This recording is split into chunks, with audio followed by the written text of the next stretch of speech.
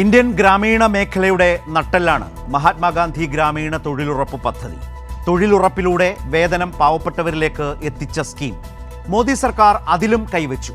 പദ്ധതിയിൽ നിന്നും മഹാത്മാഗാന്ധിയുടെ പേര് ഒഴിവാക്കി ഗാന്ധി വധം ഒരിക്കൽ കൂടി. കേന്ദ്ര ബജറ്റിൽ പണം വകയിരുത്തി നടപ്പാക്കി വന്ന കേന്ദ്ര തൊഴിലുറപ്പ് പദ്ധതിയുടെ പുതിയ രൂപവും ഭാവവും ആ പദ്ധതിയുടെ ലക്ഷ്യത്തെ തന്നെ അട്ടിമറിച്ചു.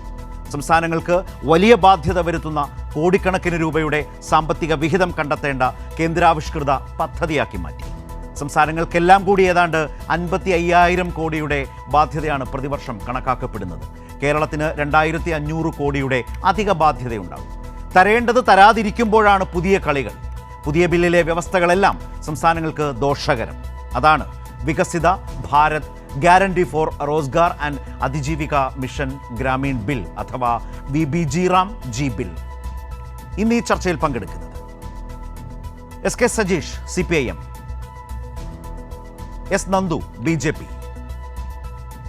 ഡോക്ടർ ജിജു P അലക്സ് സംസ്ഥാന ആസൂത്രണ ബോർഡ് അംഗം, KJ ജേക്കബ് മാധ്യമപ്രവർത്തകൻ. ഞാൻ ആദ്യം ശ്രീ KJ ജേക്കബിലേക്ക്. അദ്ദേഹം ഈ ചർച്ചയുടെ ഒരു ആദ്യ അരമണിക്കൂറിലാണ് ഉണ്ടാവുക എന്നറിയിച്ചിട്ടുണ്ട്. മറ്റ് ഈ സമയം മാധ്യമപ്രവർത്തകരുടെ തിരക്ക് പിടിച്ചൊരു സമയം കൂടിയാണ് എന്നുള്ളത് കൊണ്ടുകൂടി. ശ്രീ KJ ജേക്കബ്, ഈ ബില്ലിപ്പോൾ ലോക്സഭയുടെ പരിഗണനയിലാണ്, ചർച്ച നടന്നു വരികയാണ്.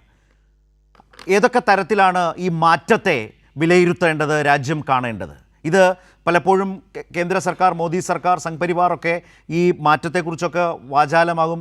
ഒരു വികസിത ഭാരതത്തിന് വേണ്ടിയുള്ള വളരെ കാര്യക്ഷമമായ ക്രിയാത്മകമായ മാറ്റം എന്നാണ് അവകാശപ്പെടാറുള്ളത്. ഇതിൽ അതിന് കഴിയുമോ? നമ്മളിപ്പം ഏറ്റവും പ്രധാനമായിട്ട് ഇപ്പം നമ്മളെല്ലാവരും ഡിസ്കസ് ചെയ്യുന്ന 2-3 കാര്യങ്ങളുണ്ട്. ഒന്ന്, ഇതൊരു നേരത്തെ ഒരു ഫുള്ളി കേന്ദ്ര സർക്കാർ മുഴുവൻ പണവും കൊടുക്കുന്ന ഒരു ഫണ്ടിൽ നിന്ന് മാറ്റി സംസ്ഥാന സർക്കാരിലേക്കാക്കി, അത് 100-ൽ 120 ദിവസത്തേക്കാക്കി. പിന്നെ അതിൻ്റെ കേന്ദ്ര സർക്കാർ ഇനി അങ്ങോട്ട് കേന്ദ്ര സർക്കാരാണ് ഏതൊക്കെ പദ്ധതികൾക്ക് ഇത്തരം കാര്യങ്ങൾക്ക് ഉപയോഗിക്കാൻ വേണ്ടി പറ്റുക എന്ന് നിശ്ചയിക്കുന്ന രൂപത്തിലേക്കാക്കി.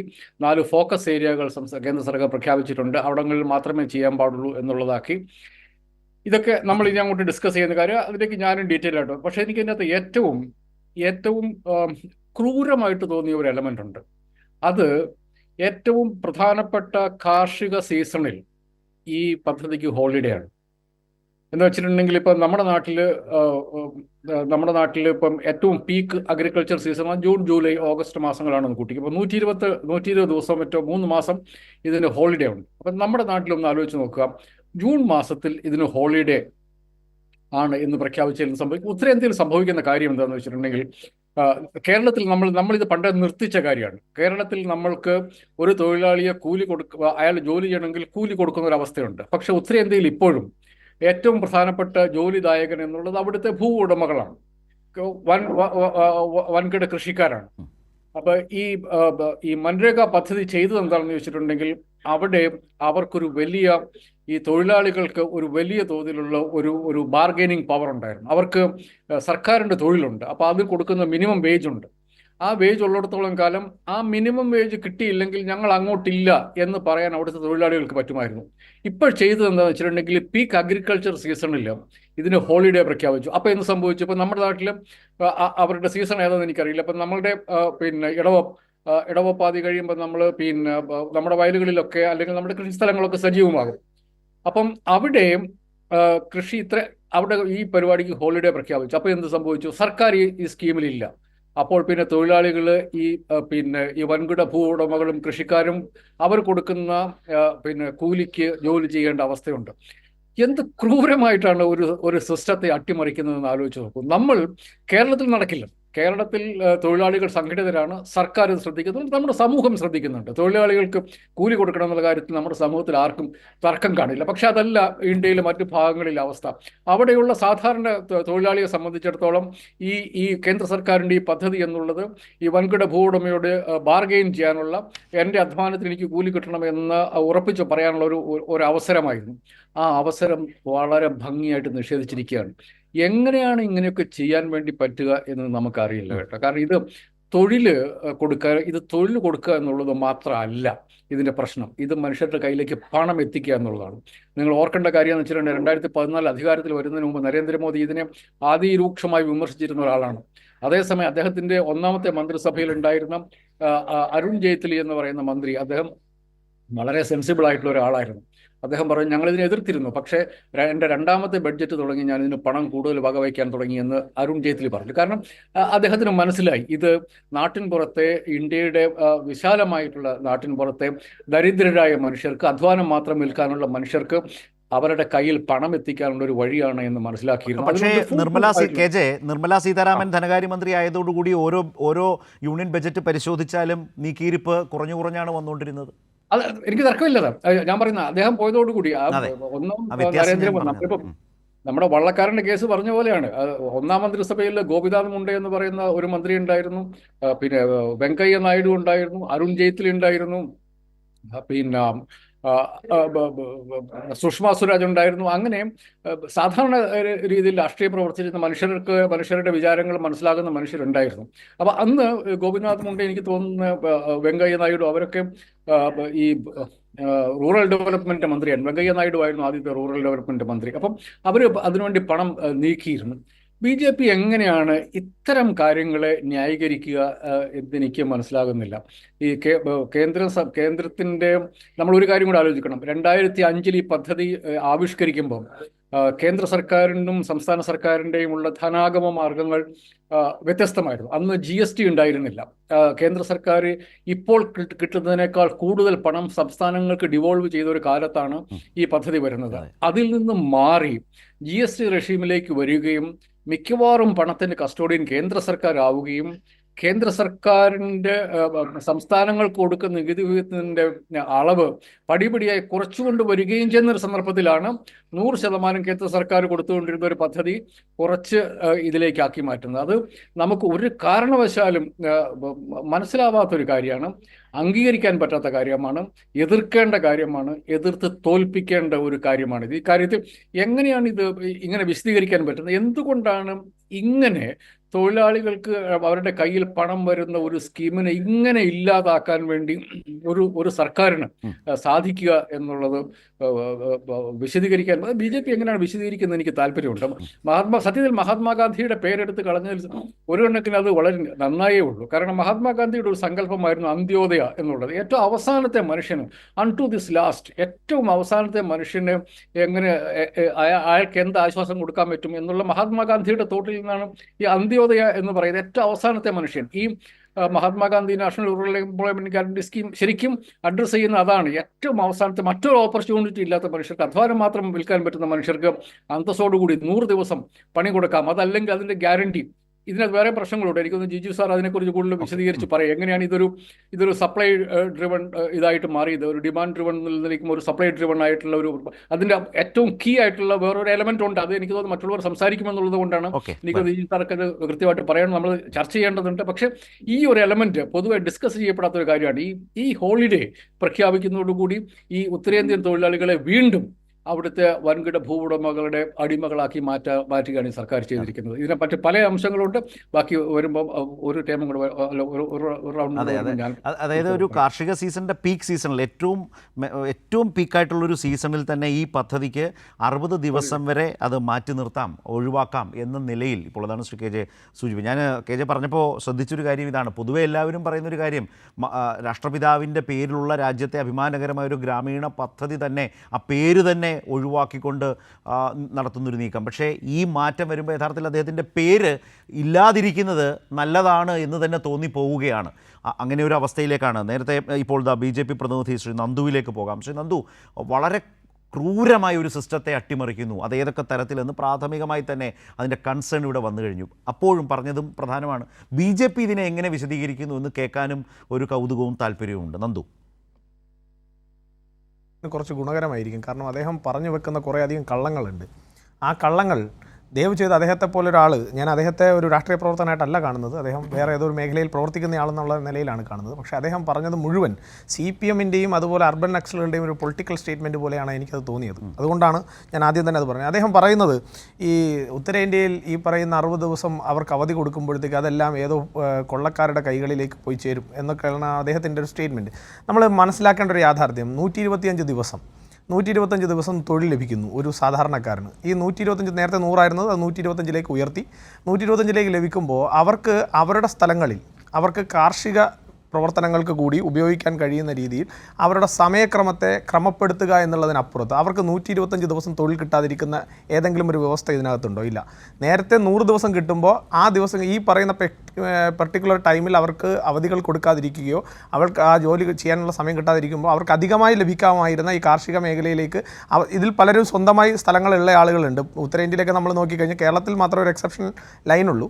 ഉത്തരേന്ത്യയിലേക്ക് നോക്കിക്കഴിഞ്ഞാൽ പലർക്കും സ്വന്തമായി ചില കൃഷി സ്ഥലങ്ങളൊക്കെ ഉള്ള ആളുകളും ഈ പ്രവർത്തനങ്ങളിൽ വരുന്നുണ്ട്. ഇതിനകത്ത് ഒറ്റ കാര്യമേ ഉള്ളൂ. തിരിച്ചാണ്, കേരളത്തിലാണ് മനുഷ്യന് സ്വന്തമായിട്ട് ഭൂമിയുള്ളത്. അവിടെയൊക്കെ വൻകിട അത് താങ്കൾക്ക് ഞാൻ ശരത്തേട്ടനോട് ഡ്യൂ റെസ്പെക്ട് ഞാൻ താങ്കളോട് പറയുന്നു. ഇന്ത്യയുടെ സാഹചര്യം. അതെ, താങ്കളോട് പറയുന്നു, നമ്മളിവിടെ ബംഗാളികൾ എന്ന് പറഞ്ഞ് കളിയാക്കുന്ന പലർക്കും അവരുടെ നാട്ടിൽ നിങ്ങളൊന്ന് പോയി കഴിഞ്ഞാൽ ഇപ്പോഴും ഫ്ലൈറ്റ് ചാർട്ട് ചെയ്ത് ഞാൻ പലരും കാട്ടിത്തരാം. താങ്കൾ തിരുവനന്തപുരത്തേക്ക് വന്നാൽ ഞാൻ പലരും കാട്ടിത്തരാം. അല്ല, തിരുവനന്തപുരത്തുണ്ടല്ലോ,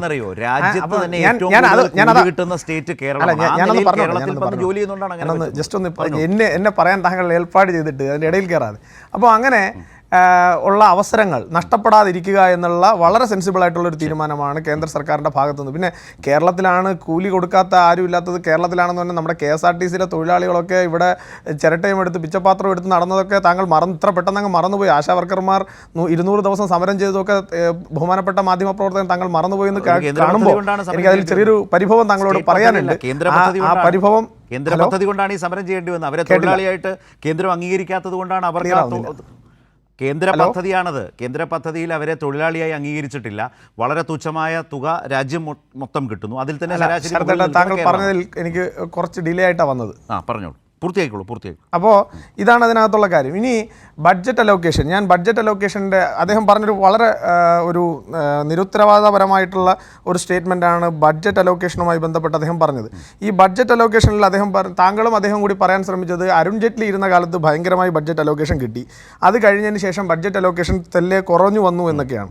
താങ്കൾ ബഡ്ജറ്റ് അലോക്കേഷൻ 2020-21 അത് 61,500 കോടി രൂപയാണ്. അതുപോലെ അത് റിവൈസ് ചെയ്യേണ്ടി വന്നു. അതായത് ഫണ്ട് റിലീസ് ചെയ്ത് ഏറ്റവും അവസാനം ഫണ്ട് റിലീസ് ചെയ്യുമ്പോൾ 1,11,170 കോടി രൂപയായിട്ടാണ് റിലീസ് ചെയ്യുന്നത്. അത് കഴിഞ്ഞിട്ട് 2021-22 കഴിയുമ്പോൾ 73,000 കോടിയാണ് അലോക്കേറ്റ് ചെയ്യുന്നത്. അത് 98,000 കോടിയായിട്ടാണ് റിലീസ് ചെയ്യുന്നത്. കാരണം ഓവർ വർക്കിൻ്റെ ഇത് വന്ന കാരണം. അപ്പോൾ അങ്ങനെ വന്നു കഴിഞ്ഞാൽ ഏറ്റവും അവസാനം വരുമ്പോഴും കഴിഞ്ഞ പതിറ്റാണ്ടുകളായി, അതായത് 10 വർഷം മുൻപ് ഇത് തുടങ്ങുമ്പോൾ UPയുടെ സർക്കാർ കൊടുത്തിരുന്നതിനേക്കാൾ ഏതാണ്ട് 5 ഇരട്ടി ബഡ്ജറ്റ് അലോക്കേഷൻ ആയാലും അതിൻ്റെ നടത്തിപ്പ് കാര്യത്തിലായാലും കൃത്യമായൊരു നിലപാടെടുത്തിട്ടുള്ള സർക്കാരാണ് നരേന്ദ്രമോദിയുടെ സർക്കാർ എന്ന് കാണാൻ വേണ്ടി സാധിക്കും. ഇനി ഇതിനകത്ത് സാധാരണക്കാരന് കിട്ടുന്ന അവസരങ്ങൾ നമ്മൾ ഒന്ന് പരിശോധിക്കണം. അതായത് 125 ദിവസം കിട്ടുന്നു, 25 ദിവസം അധിക വർക്കിംഗ് ഡേ കിട്ടുന്നു എന്നുള്ളത് മാത്രമല്ല, അവൻ്റെ കൂലി പരമാവധി നേരത്തെ അവനിലേക്ക് എത്തിക്കാൻ വേണ്ടിയിട്ടുള്ളൊരു സിസ്റ്റം, അത് വളരെ കൃത്യമായി അവനിലേക്ക് എത്തുന്നു എന്ന് ഉറപ്പുവരുത്തുന്നൊരു സിസ്റ്റം, ആ സിസ്റ്റം ഈ ബില്ലിൻ്റെ ഭാഗമായിട്ടുണ്ട്. അതുപോലെ തന്നെ മുമ്പൊക്കെ നമ്മൾ ഈ കേരളത്തിൽ നമ്മുടെ രാഷ്ട്രീയ പ്രവർത്തനത്തിൻ്റെ സാഹചര്യത്തിൽ നിൽക്കുമ്പോൾ നമ്മൾ ഏറ്റവും കൂടുതൽ കാണുന്നത് ഈ കേരളത്തിലെ ഇടതുപക്ഷ പ്രസ്ഥാനങ്ങൾ അവരെ അവരുടെ ഒരു ഈ പറയുന്ന തൊഴിലുറപ്പ് തൊഴിലാളികളുടെ അവരുടെ പൊളിറ്റിക്കൽ മീറ്റിങ്ങിന് വേണ്ടിയിട്ട് ആളെ കൂട്ടാൻ വേണ്ടിയിട്ട് ഉപയോഗിക്കുന്ന ഒരു സിസ്റ്റമായിട്ട് കാണുന്ന ഒരു സാഹചര്യം ഉണ്ടായിരുന്നു. അതിന് വേണ്ടിയിട്ട് ചില മാറ്റർമാർ ഇപ്പോഴും ഈ തെരഞ്ഞെടുപ്പ് സമയത്തും ഒക്കെ ചില മാറ്റർമാർ അവരുടെ തൊഴിലുറപ്പ് ഗ്രൂപ്പുകളിലൊക്കെ ഇടതുപക്ഷത്തിന് വോട്ട് ചെയ്തില്ലെങ്കിൽ നിങ്ങൾക്ക് തൊഴിൽ നഷ്ടപ്പെടുമെന്നുള്ള നിലയിലൊക്കെ ഭീഷണിപ്പെടുത്തുന്ന രംഗങ്ങളുണ്ടായിരുന്നു. ഞാൻ പല വോയിസ് ക്ലിപ്പുകളും ഇന്ന് പൊതുസമൂഹത്തിൽ അവൈലബിൾ, ഞാൻ അതുകൊണ്ടാണ് അതിലേക്ക് പോകാറുണ്ട്. അപ്പോൾ അങ്ങനെ ഭീഷണിപ്പെടുത്തി അവരെ തൊഴിൽ ചെയ്യിപ്പിക്കുന്നിടത്ത് നിന്ന് ഇന്ന് അതിൻ്റെ സാങ്കേതിക വിദ്യ കൊണ്ട് അല്ലെങ്കിൽ അതിനെ ബയോമെട്രിക് അതുപോലെ GPS സംവിധാനത്തിലൂടെ അതിനെ കുറച്ചുകൂടി സുതാര്യമാക്കുകയും സാധാരണക്കാരന് അവൻ ഉറപ്പുള്ള തൊഴിൽ അത് അവന് കൃത്യമായി എത്തുന്നതിന് വേണ്ടിയിട്ടുള്ള ഒരു പരിശ്രമം സർക്കാരിൻ്റെ ഭാഗത്തു നിന്ന് വളരെ കൃത്യമായി ഉണ്ടാവുന്നു എന്നുള്ളതാണ് ഈ ബില്ലിൽ ഞാൻ കാണുന്ന അല്ലെങ്കിൽ BJP കാണുന്ന ഏറ്റവും മെറിറ്റ്. അതിൽ ഒരുപാട് കാര്യങ്ങളുണ്ട്. അടുത്ത റൗണ്ടിൽ വരാം. ഇവിടെ സജീഷ്, BJP പ്രതിനിധി എന്ന നിലയിൽ നന്ദു പറഞ്ഞു വെക്കുന്ന ഒരു ട്രാക്ക് താങ്കൾ ശ്രദ്ധിച്ചിട്ടുണ്ടാകും. നേരത്തെ ശ്രീ KJ ജേക്കബ് ഈ ചർച്ച തുടങ്ങി വെച്ചുകൊണ്ട് ഇതിൻ്റെ അപകടത്തെക്കുറിച്ച് സൂചിപ്പിച്ചു. വിവരാവകാശ നിയമം പോലെ രാജ്യത്തെ ഏറ്റവും ശക്തമായ ഗ്രാമീണ തൊഴിലുറപ്പ് വേതനം ഉറപ്പാക്കാൻ കഴിയുന്ന അതിശക്തമായ ഒരു നിയമം, അതിൻ്റെ ഗുണഭോക്താക്കളായി ഇന്ത്യയുടെ ഗ്രാമീണ മേഖല മാറി. അത് ഏറ്റവും ശക്തമായി നടപ്പാക്കിയിട്ടുള്ള ദക്ഷിണേന്ത്യൻ സംസ്ഥാനങ്ങളാണ്. കേരളം അതിൽ മികവോടെ ചെയ്തിട്ടുള്ളതാണ്, തമിഴ്നാട് അടക്കം. അവിടെയാണ് ഈ മാറ്റം കൊണ്ടുവരുമ്പോൾ അത് മികവുറ്റതാണ് എന്ന് സമർത്ഥിക്കാൻ ഇപ്പോൾ BJP പ്രതിനിധി പറഞ്ഞു. ഞാൻ ഒന്നും കൂട്ടിച്ചേർക്കുന്നില്ല. ഇടതുമുന്നണി വളരെ ശക്തമായി ഇതിനെ വിയോജിക്കുന്നുണ്ട്, സമരരംഗത്തേക്ക് പോകുന്നു. BJP പ്രതിനിധി പറഞ്ഞതുപോലെയാണോ ഈ മാറ്റം?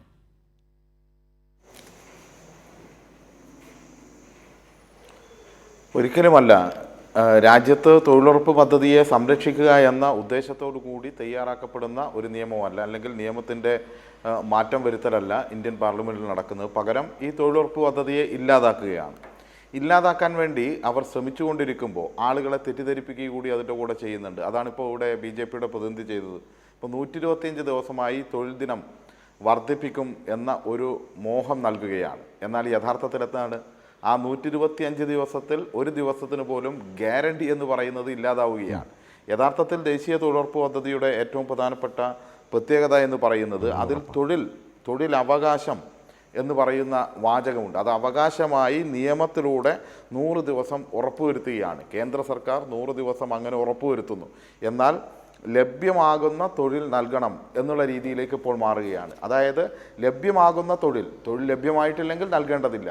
അങ്ങനെ ഏതെല്ലാം മേഖലയിൽ ലഭ്യമാവുമോ അങ്ങനെയെല്ലാമുള്ള മേഖലകളെയെല്ലാം നിയന്ത്രണത്തിന് വിധേയമാക്കുന്നുണ്ട്. തദ്ദേശ സ്വയംഭരണ സ്ഥാപനങ്ങളെ സംബന്ധിച്ചിടത്തോളം പല സ്കീമുകളും ഇതിൽ ഉൾപ്പെടുന്നത് ഒഴിവാക്കുന്നു. കേന്ദ്ര സർക്കാർ ആ അധികാരത്തിലേക്ക് കൈകടത്തുന്നു. അങ്ങനെ കേന്ദ്ര സർക്കാർ നൽകുന്ന രീതിയിലേക്ക് വരികയും എന്നാൽ ഇതിൻ്റെ എല്ലാം കൃത്യമായ ബാധ്യതയിൽ നിന്ന് കേന്ദ്ര സർക്കാർ മാറുകയും ചെയ്യുകയാണ്. അതായത് ഈ പദ്ധതിയുടെ ഭാഗമായി 100% യഥാർത്ഥത്തിൽ മെറ്റീരിയൽ കോസ്റ്റാണ് 10% സംസ്ഥാനങ്ങൾ വഹിച്ചിരുന്നത്. അതായത് കാർഷിക മേഖലയിലും മറ്റും ജോലി ചെയ്യുമ്പോൾ ഉപകരണങ്ങൾ വാങ്ങാൻ ഉപകരണങ്ങൾക്കുള്ള ചെലവ് ഉൾപ്പെടെയുള്ള മെറ്റീരിയൽ കോസ്റ്റാണ് 10% സംസ്ഥാനങ്ങൾ വഹിച്ചിരുന്നത്. എന്നാൽ ഇപ്പോൾ അത് പൂർണ്ണമായി മാറി 40-60 എന്നുള്ള രീതിയിൽ മാറുന്നു. 40-60 എന്നുള്ള രീതിയിൽ മാറുമ്പോൾ എന്താണ് സംഭവിക്കുക? വേതനമടക്കം എല്ലാ കാര്യങ്ങളിലും വേതനത്തിൽ ഉൾപ്പെടെ 40-60 എന്ന ശതമാനത്തിലേക്ക് മാറുകയാണ്. 40% ഈ സ്കീമിൽ സംസ്ഥാനങ്ങൾ വഹിക്കേണ്ടി വരുന്നു. ഇപ്പോൾ പ്രതിവർഷം കേരളത്തിൽ ഏതാണ്ട് 4000 കോടി രൂപ ചെലവഴിക്കുമ്പോൾ അതിൽ 1600 കോടി രൂപ കേരളം മാറ്റിവെക്കേണ്ട സാഹചര്യത്തിലേക്ക് വരികയാണ്. കേരളം ഉൾപ്പെടെയുള്ള എല്ലാ സംസ്ഥാനങ്ങൾക്കും ഈ പ്രശ്നം വരും. പക്ഷേ കേരളത്തിൻ്റെ പ്രശ്നം കുറച്ചുകൂടി ഗൗരവകരമാണ്. കാരണം ഇങ്ങനെ കേന്ദ്ര സ്കീമിലേക്ക് മാറ്റി സംസ്ഥാന വിഹിതം വേണമെന്ന് പറയുന്ന ഒരു വിഹിതവും കേരളത്തിന് യഥാർത്ഥത്തിൽ കൃത്യസമയത്ത് നൽകുകയോ ചെയ്യുന്നില്ല എന്ന് നമുക്ക് കാണാൻ വേണ്ടി കഴിയും. അത് വിദ്യാർത്ഥികൾക്കുള്ള കുട്ടികൾക്കുള്ള SSK സർവശിക്ഷാ അഭിയാൻ്റെ പണമായാലും അത് കുടിശ്ശികയാണ്, നൽകുന്നില്ല. അത് പല ഭീഷണിപ്പെടുത്തിയും അത് തരാതിരിക്കുക എന്നുള്ള ഒരു കാര്യം നമ്മൾ കാണുന്നുണ്ട്. നെൽകർഷകർക്കുള്ള അവരുടെ സംഭരണവുമായി ബന്ധപ്പെട്ട് കേന്ദ്ര സർക്കാർ നൽകേണ്ട പണം നൽകുന്നേയില്ല. അങ്ങനെ ഓരോന്നും നോക്കിയാൽ അതുപോലെ നാഷണൽ ഹെൽത്ത് മിഷൻ്റെ ഭാഗമായി കേരളത്തിന് ലഭിക്കേണ്ട പണം നൽകുന്നില്ല. ഇങ്ങനെ കേരളത്തെ ശ്വാസം മുട്ടിക്കാനുള്ള ഒരു പ്രത്യേക അജണ്ട ഇതിനകത്ത് വേറെ നിൽക്കുന്നുണ്ട്. കേരളം പോലെയുള്ള BJP ഭരിക്കാത്ത സംസ്ഥാനങ്ങൾക്കെല്ലാം ഇതിൻ്റെ ബാധ്യത അവർ ഇത്തരത്തിൽ നൽകുമെന്ന് പറയുകയും എന്നാൽ പല മാനദണ്ഡങ്ങൾ വെച്ച് നൽകാതിരിക്കുകയും എല്ലാം സംസ്ഥാന ബാധ്യതയായി മാറ്റുകയും സംസ്ഥാനങ്ങളെ തകർക്കാൻ വേണ്ടി ശ്രമിക്കുകയും ചെയ്യുന്ന ഒരു ഹിഡൻ അജണ്ട ഇതിൻ്റെ പുറത്തുണ്ട് എന്ന് കാണാൻ വേണ്ടി കഴിയും. എന്നാൽ അവർ ചെയ്യുന്നതോ അവർക്കിഷ്ടമുള്ള സംസ്ഥാനങ്ങൾ, അവർ ഭരിക്കുന്ന സംസ്ഥാനങ്ങൾ സ്പെഷ്യലായി പല രീതിയിൽ ഗ്രാൻറ്റുകളും എയ്ഡുകളും എല്ലാമായി സംസ്ഥാനങ്ങൾക്ക് കോടാനുകോടി രാജ്യത്തിൻ്റെ ഖജനാവിൽ നിന്നെടുത്ത് നൽകിക്കൊണ്ടിരിക്കുകയും ചെയ്യുക, അവരെ വളർത്തുക. എന്നാൽ കേരളം പോലെയുള്ള സംസ്ഥാനങ്ങളെ ഇല്ലാതാക്കുക എന്ന സമീപനം കൂടി ഇതിൻ്റെ ഭാഗത്തുനിന്നുണ്ട്. ഏതായാലും തൊഴിലുറപ്പ് തൊഴിലാളികളെ സംബന്ധിച്ചിടത്തോളം ഈ മേഖലയിൽ എത്തിച്ചേരുന്ന സാധാരണക്കാരായ മനുഷ്യരെ സംബന്ധിച്ചിടത്തോളം അവരുടെ ഇപ്പോൾ ലഭിച്ചുകൊണ്ടിരിക്കുന്ന ഒരു ആശ്വാസ പദ്ധതിയെ പൂർണ്ണമായും, അതായത് ഒരു നിയമമാകുന്നത് എങ്ങനെയായത്? ഇതൊരു നിയമമാകേണ്ടി വരുന്നത് ഇത് ഒരു നിയമത്തിൻ്റെ ഭാഗമായി ഉറപ്പ് നൽകുന്ന തൊഴിലാണ്. ആ നിയമത്തിനകത്ത് നിന്ന് ആ ഉറപ്പ് പിൻവലിക്കുകയാണ്, ആ ഗ്യാരണ്ടി പിൻവലിക്കുകയാണ്. ആ ഗ്യാരണ്ടി പിൻവലിക്കുന്നതാണ് ഇവിടുത്തെ ഏറ്റവും വലിയ അപകടം എന്ന് പറയുന്നത്. ആ അപകടത്തിലേക്കാണ് പോയിക്കൊണ്ടിരിക്കുന്നത്. അതിനെ നമ്മൾ കാണേണ്ടതുണ്ട്. ഇത് BJP-യുടെ ഒരു പ്രത്യേക അജണ്ടയാണ്. ആ അജണ്ടയെ തിരിച്ചറിഞ്ഞാൽ മാത്രമേ നമ്മുടെ നാട്ടിലുൾപ്പെടെ തെറ്റിദ്ധരിക്കപ്പെട്ട് ഈ രാഷ്ട്രീയത്തിൻ്റെ ഭാഗമായി ചേർന്ന് നിൽക്കുന്ന ആളുകളുണ്ട്. ഒന്ന്, ഹിന്ദുത്വ വർഗീയ രാഷ്ട്രീയം ഇവർ വലിയ തോതിൽ ഊതി കത്തിക്കുന്നു. അതിൻ്റെ ഭാഗമായി പെട്ടുപോകുന്ന നിഷ്കളങ്കർ ഉൾപ്പെടെ അവരുടെ പല ക്യാമ്പയിൻ്റെ ഭാഗമായിട്ടും ചേർന്ന് പോകുന്നുണ്ട്. എന്നാൽ യഥാർത്ഥത്തിൽ എന്താണ്? ഹിന്ദുത്വ വർഗീയ രാഷ്ട്രീയത്തിൻ്റെ മറവിൽ രാജ്യത്ത് ഇവർ നടപ്പിലാക്കിക്കൊണ്ടിരിക്കുന്നത് സമ്പൂർണ്ണ കോർപ്പറേറ്റുവൽക്കരണമാണ്. കോർപ്പറേറ്റുകൾക്ക് വേണ്ടിയുള്ള ഭരണമാണ്. അവർക്ക് വേണ്ടി തൊഴിലാളികളെ ചൂഷണം ചെയ്യാൻ, സാധാരണക്കാരെ ചൂഷണം ചെയ്യാൻ, അവർക്ക് വളരാൻ, കോർപ്പറേറ്റുകൾക്ക് വളരാനുള്ള സാഹചര്യമാണ് ഒരുക്കുന്നത്. അതുകൊണ്ടാണ് ഇന്ത്യയിലെ കോർപ്പറേറ്റുകൾ, അദാനിയും അംബാനിയും മോദിയുടെ അടുത്ത സുഹൃത്തുക്കൾ, ലോകത്തിലെ നമ്പർ 1 കോടീശ്വരന്മാരാകാൻ ശ്രമം നടത്തിക്കൊണ്ടിരിക്കുമ്പോൾ, ലോക കോടീശ്വരന്മാരുടെ പട്ടികയിൽ അവർ മത്സരം നടത്തിക്കൊണ്ടിരിക്കുമ്പോൾ ഇന്ത്യയിലെ മഹാഭൂരിപക്ഷം വരുന്ന ഒരു ജനത, ആ ജനത പട്ടിണിയിലും ദാരിദ്ര്യത്തിലുമാണ് എന്ന് ഐക്യരാഷ്ട്രസഭയും പറയുന്നു. ദാരിദ്ര്യവും പട്ടിണിയും ഏറ്റവും കൂടുതലാകുന്നു. അതോടൊപ്പം അതിസമ്പന്നരും ഈ രാജ്യത്ത് വളർന്നുകൊണ്ടിരിക്കുന്നു. ഇത് നാം കാണേണ്ടത് എന്താണ്? ഈ രാജ്യത്ത് സാധാരണ മനുഷ്യൻ്റെ ഇത്തരത്തിലുള്ള അവകാശങ്ങൾ മുഴുവൻ നിഷേധിച്ച് കോർപ്പറേറ്റുകൾക്ക് വളരാനുള്ള സൗകര്യം ഒരുക്കുന്നു എന്ന് പറഞ്ഞാൽ ഇവിടെ സമ്പന്നർ കൂടുതൽ സമ്പന്നരാവുകയും ദരിദ്രർ കൂടുതൽ ദരിദ്രരാവുകയും ചെയ്യും. ഈ സാഹചര്യം നിലനിൽക്കുമ്പോഴാണ് നവോത്ഥാനവൽക്കരണ നയത്തിൻ്റെ കാലത്ത് ഇടതുപക്ഷം ഒരു ബദലായി മാറുവാൻ വേണ്ടി ഞങ്ങൾ പുറത്തുനിന്ന് പിന്തുണ നൽകും. ഒറ്റ വാചകത്തിൽ ഞാൻ പൂർത്തീകരിക്കാം. പിന്തുണ നൽകുന്ന ഘട്ടത്തിൽ ഒന്നാം UPA ഗവൺമെൻറ് കാലത്ത് ഇത്തരം ഒരു പൊതുവിനിയോഗ പരിപാടിയിൽ ഇത്തരം ഒരു കാര്യം ആവശ്യപ്പെടുന്നത് അതൊരു നിയമമാക്കി മാറ്റുന്നതുമെല്ലാം അതിൻ്റെ ഭാഗമായിട്ടാണ് എന്ന് നമുക്ക് കാണാൻ വേണ്ടി കഴിയും. എന്നാൽ ആ നിയമത്തിൻ്റെ ഉള്ളടക്കത്തെ ചോർത്തുകയാണ് ചെയ്യുന്നത്. മാത്രവുമല്ല, സ്വതസിദ്ധമായ രീതിയിൽ ഈ രാജ്യത്തിൻ്റെ ഏറ്റവും മതനിരപേക്ഷമായ പാരമ്പര്യത്തിൻ്റെ അടയാളമായിട്ടുള്ള ഗാന്ധിജിയെ അവർ എല്ലാ സ്ഥലത്തുനിന്നും മായ്ക്കുകയാണ്. ജീവിതത്തിൽ നിന്ന് വെടിയുണ്ട കൊണ്ടാണ് മായ്ച്ചതെങ്കിൽ ഇപ്പോൾ പാർലമെൻറ്റിൽ നിന്ന് നിയമത്തിലൂടെ ഗാന്ധിയെ മായ്ക്കുകയാണ്, കൊല്ലുകയാണ്. ഗാന്ധി എന്ന ആശയം തന്നെ ഇവരെ വല്ലാതെ ഭയപ്പെടുത്തുന്നു. അതുകൊണ്ടാണ് ഈ പേരുമാറ്റമെല്ലാം ഉണ്ടാകുന്നത്. പേരുമാറ്റത്തിനപ്പുറത്തേക്കും കൂടി ഗൗരവകരമായി ഇതിൻ്റെ ഉള്ളടക്കമാകെ എന്താണോ ഗാന്ധി അതാണ് സജീഷ്, ഇതിൻ്റെ പേരും ഘടനയും ഒരുപോലെ പേരുണ്ട്, അതുപോലെ തന്നെ ഗൗരവവും വളരെ പ്രാധാന്യമുള്ളതാണ്. അതിൻ്റെ ഘടന തന്നെ മാറ്റുന്നു എന്നുള്ളത്. ഡോക്ടർ ജിജു പി അലക്സിലേക്ക് കൂടി ഞാനൊന്ന് വരികയാണ്. യഥാർത്ഥത്തിൽ പിന്നെ ശരത്ത് ഒറ്റ കാര്യം കൂടി അതിൻ്റെ കൂടെ ചേർക്കാം. ശരത്ത് പറഞ്ഞപ്പോഴാണ് ശ്രീ ശരത്ത് ഒരു കാര്യം, യഥാർത്ഥത്തിൽ സംഘപരിവാരത്തിൻ്റെ അജണ്ടകൾ നമുക്ക് ഇരുതലമൂർച്ചയിൽ കാണാൻ വേണ്ടി പറ്റും. അതായത് ഗാന്ധിജിയുടെ പേര് മാറ്റുമ്പോൾ ഒരുപക്ഷെ രാജ്യത്ത് ഉയർന്നു വരുന്ന പ്രതിഷേധം അങ്ങോട്ടായിരിക്കും തിരിയുക. പക്ഷേ ഉള്ളടക്കത്തെക്കുറിച്ച് ചർച്ച ഇല്ലാതാക്കാൻ വേണ്ടിയായിരിക്കും ഒരേ സമയത്ത് ഉള്ളടക്കവും ഒരേ അതെ ഈ പദ്ധതിയുടെ ഏറ്റവും വലിയ പ്രാധാന്യം സജീഷ് പറഞ്ഞ പോലെ അതിൻ്റെ ഉള്ളടക്കം തന്നെയാണ്. രാജ്യം കണ്ട ഏറ്റവും ശക്തമായ ഒരു ഗ്രാമീണ തൊഴിൽ പദ്ധതിയാണ്. അത് രാജ്യത്തിന് ബോധ്യപ്പെട്ട കാര്യമാണ്. അതിലിനി ഒരു പരിശോധനയുടെ ആവശ്യമില്ല. അതിൽ ഒരു തിരുത്തൽ വരുത്തുമ്പോൾ അത് അതിനേക്കാൾ മികവുറ്റതാകണം. ഡോക്ടർ ജിജു പി അലക്സ്, ഇത് അങ്ങനെ ആവുന്നുണ്ടോ? അങ്ങനെ ഇതിനെ കൂടുതൽ ശക്തിപ്പെടുത്തുന്നു എന്ന് പറഞ്ഞാൽ അതാണോ സംഭവിക്കുന്നത്? അതോ യഥാർത്ഥത്തിൽ ആ ഗ്രാമീണ തൊഴിൽ പദ്ധതിയെ വല്ലാതെ ദുർബലപ്പെടുത്തുന്ന ഒരവസ്ഥ ഇതിൽ സംഭവിക്കുകയാണോ? അതിൽ താങ്കളുടെ ഒരു ചുരുക്കത്തിലൊരു റിയാക്ഷൻ കേട്ടുകൊണ്ട് തന്നെ സംസ്ഥാനങ്ങളുടെ കൺസേൺ പുതിയ നിയമത്തിനനുസരിച്ച് വളരെ കൂടുതലായിരിക്കുമോ? സംസ്ഥാനങ്ങളുടെ ആശങ്ക, സാമ്പത്തിക ബാധ്യതയടക്കം.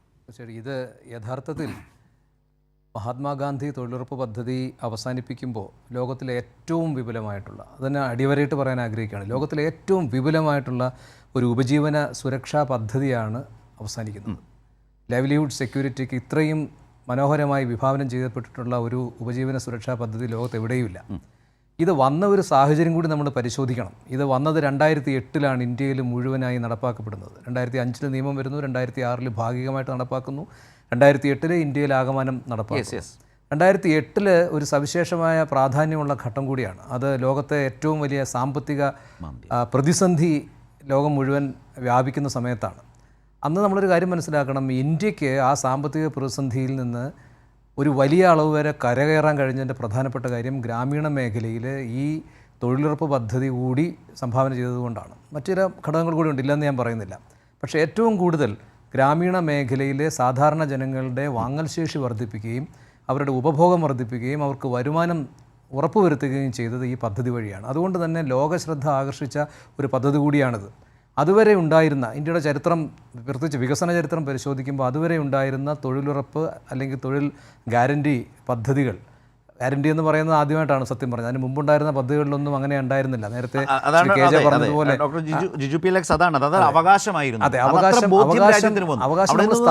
മാറ്റത്തിന്റെ പ്രശ്നങ്ങൾ എന്താണ്? എക്സാക്ട്ലി. അതിനകത്ത് ഞാൻ നേരത്തെ പറഞ്ഞതുപോലെ വളരെ ഡിമാൻഡ് ഡ്രിവണായിട്ട് ആദ്യമായിട്ട് വന്ന വിപുലമായിട്ടുള്ളൊരു പരിപാടിയാണിത്. അത് ഡിമാൻഡ് എന്ന് പറയുന്നത് ആരുടെ ഡിമാൻഡാണ്? ജനങ്ങളുടെ ഡിമാൻഡാണ്. ജനങ്ങളുടെ ആവശ്യത്തിനനുസരിച്ച് അവർക്ക് തൊഴിൽ വേണമെന്ന് തോന്നുന്ന സമയത്ത് അധസ്ഥിതരായിട്ടുള്ള, പാവപ്പെട്ടവരായിട്ടുള്ള, നിസ്വരായിട്ടുള്ള ജനങ്ങൾക്ക് ഗവൺമെൻറ്റിനോട് ആവശ്യപ്പെടുകയാണ്, ഞങ്ങൾക്ക് 100 ദിവസത്തെ തൊഴിലിന് ഞങ്ങൾക്ക് അവകാശമുണ്ട്, ആ 100 ദിവസത്തെ തൊഴിൽ ഞങ്ങൾക്ക് നൽകണം എന്ന് പറയുന്നു. അത് പറയുമ്പോൾ അത് കൃത്യമായിട്ട് കൊടുക്കാൻ രാഷ്ട്രം നിർബന്ധിതമാവുകയാണ് ചെയ്യുന്നത്. അതുകൊണ്ടാണ് ഞാനിതിനെ വളരെ വളരെ വളരെ സവിശേഷമായിട്ടുള്ള ഒരു തൊഴിലുറപ്പ് പദ്ധതിയാണ് നേരത്തെ സൂചിപ്പിച്ചു. അപ്പോൾ ഇതിനകത്ത് വന്നിട്ടുള്ള ഒരു പ്രധാനപ്പെട്ട കാര്യം, ഇതിൻ്റെ ഘടനയെ പരിപൂർണമായി മാറ്റുകയാണ് ചെയ്തിട്ടുള്ളത്. നേരത്തെ ഉണ്ടായിരുന്ന പാഠങ്ങളിൽ നിന്ന് ഒന്നുപോലും ഉൾക്കൊള്ളാതെ വീണ്ടും ഇതൊരു സപ്ലൈ ഡ്രിവൺ എന്ന് പറയുന്ന, അത് എത്രയാണോ നേരത്തെ ശ്രീ സജീഷ് പറഞ്ഞതുപോലെ ലഭ്യമായിട്ടുള്ളത് അത് കിട്ടുന്നതിനനുസരിച്ച് കൊടുക്കുക. എവിടെയാണോ നിങ്ങൾക്ക് ലഭ്യമായിട്ടുള്ള പണം തീരുന്നത് അവിടെ ഇത് അവസാനിക്കുന്നു എന്നുള്ളതാണ്.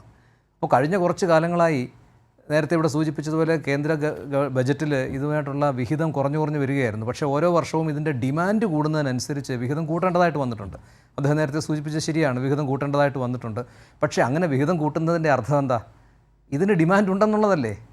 അതിൻ്റെ അർത്ഥം ദരിദ്രരായിട്ടുള്ളവർക്ക് ഈ ഒരു പദ്ധതിയുടെ ആവശ്യമുണ്ട് എന്നുള്ളതല്ലേ? അപ്പോൾ അങ്ങനെ വളരെ ആവശ്യമുള്ള ഈ പദ്ധതിയെ പെട്ടെന്നൊരു ദിവസം ഇല്ലാതാക്കുന്നു എന്ന് പറയുമ്പോഴാണ് അതിൻ്റെ ആ വൈരുദ്ധ്യം നമ്മൾ മനസ്സിലാക്കേണ്ടത്.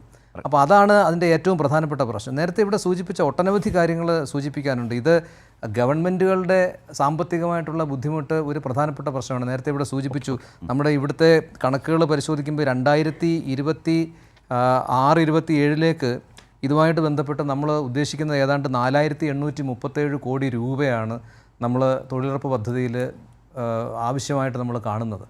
കാരണം ഓരോ വർഷവും ഏതാണ്ട് 10-15% ഇതിൻ്റെ ഡിമാൻഡ് വർദ്ധിപ്പിക്കാൻ ശ്രമിക്കുന്ന ഒരു സംസ്ഥാനമാണ് കേരളം. കേരളം ഏതാണ്ട് 10 കോടിയിലധികം മനുഷ്യദിനങ്ങളാണ് സൃഷ്ടിച്ചിട്ടുള്ളത്. അതുകൊണ്ട് തന്നെ രാജ്യത്തെ ഏറ്റവും മികവാർന്ന രീതിയിൽ തൊഴിലുറപ്പ് പദ്ധതി നടപ്പാക്കുന്ന ഒരു സംസ്ഥാനം കൂടിയാണ് കേരളം. ഏറ്റവും കൂടുതൽ സ്ത്രീകൾക്ക് തൊഴിൽ കൊടുത്തുള്ളതിൻ്റെ ശതമാനത്തിൽ കേരളം ഒന്നാമതാണ്. അതുപോലെ തന്നെ ഏറ്റവും കൂടുതൽ ഷെഡ്യൂൾഡ് കാസ്റ്റ്, പട്ടികജാതി പട്ടികവർഗ വിഭാഗങ്ങൾക്ക് തൊഴിൽ കൊടുത്തിട്ടുള്ളതിൽ 1-ാം സ്ഥാനം 2-ാം സ്ഥാനമൊക്കെ പലപ്പോഴായിട്ട് കേരളം നേടിയിട്ടുണ്ട്. അതുപോലെ തന്നെ 100 ദിവസം പൂർണ്ണമായും തൊഴിൽ കൊടുത്ത സംസ്ഥാനങ്ങളിൽ പ്രധാനപ്പെട്ട സംസ്ഥാനം, ഒരിക്കലും 1-ാം സ്ഥാനവും പിന്നെ 2-ാം സ്ഥാനവും കിട്ടിയിട്ടുള്ളൊരു സംസ്ഥാനമാണ്. സത്യം പറഞ്ഞാൽ കേരളത്തിൽ ഈ തൊഴിലുറപ്പ് പദ്ധതിയെ വളരെയധികം വികസനത്തിൻ്റെ ഒരു ഉപകരണമായിട്ട് നമ്മൾ കണ്ടുകൊണ്ടാണ് മുന്നോട്ട് പോയിക്കൊണ്ടിരിക്കുന്നത്. അപ്പോൾ ഇങ്ങനെ ഗൗരവതരമായിട്ട് ഈ പദ്ധതിയെ കാണുകയും അതിനെ വികസനത്തിൻ്റെ ഒരു പ്രധാനപ്പെട്ട ചാലകശക്തിയായിട്ട് ഉപയോഗിക്കുകയും ചെയ്യുന്ന നിരവധി സംസ്ഥാനങ്ങളുണ്ട്. ഈ സംസ്ഥാനങ്ങൾക്കൊക്കെ നേരത്തെ ഇവിടെ സൂചിപ്പിച്ചതുപോലെ 40% ഇത് സംസ്ഥാനത്തിൻ്റെ വിഹിതമായി കൊടുക്കണമെന്ന് പറയുമ്പോൾ നമുക്ക് അടുത്ത വർഷം മാത്രം വേണ്ടി വരുന്നത് 2000 കോടി രൂപയാണ്. കൃത്യമായിട്ട് പറഞ്ഞാൽ 1935 കോടി രൂപ നമുക്ക് ആവശ്യമായിട്ട് വരും. ഇതുവരെ ഉണ്ടായിരുന്ന എല്ലാ സഹായവും നിലയ്ക്കുകയാണ് ചെയ്യുന്നത്.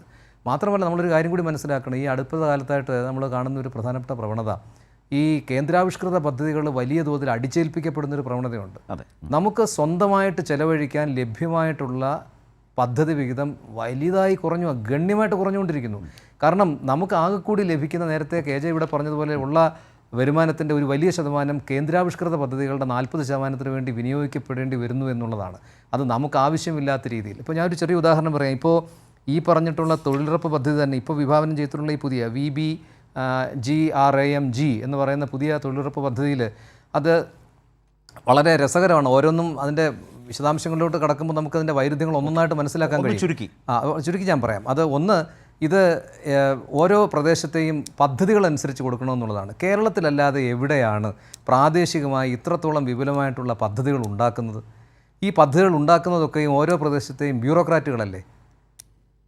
ഗ്രാമപഞ്ചായത്ത് ഡെവലപ്മെൻറ്റ് പ്രോഗ്രാം എന്ന് പറഞ്ഞുകൊണ്ട് കേന്ദ്ര ഗവൺമെൻറ് ഒരു വലിയ പദ്ധതിയുണ്ട്. അത് എല്ലാ സംസ്ഥാനങ്ങളിലും കേരളത്തിൻ്റെ മാതൃകയ്ക്ക് അനുസൃതമായിട്ട് ഉണ്ടാക്കപ്പെട്ടുള്ള ഒന്നാണ്. വികലമായിട്ടുള്ള അനുകരണമാണ്, അത് വേറെ കാര്യം.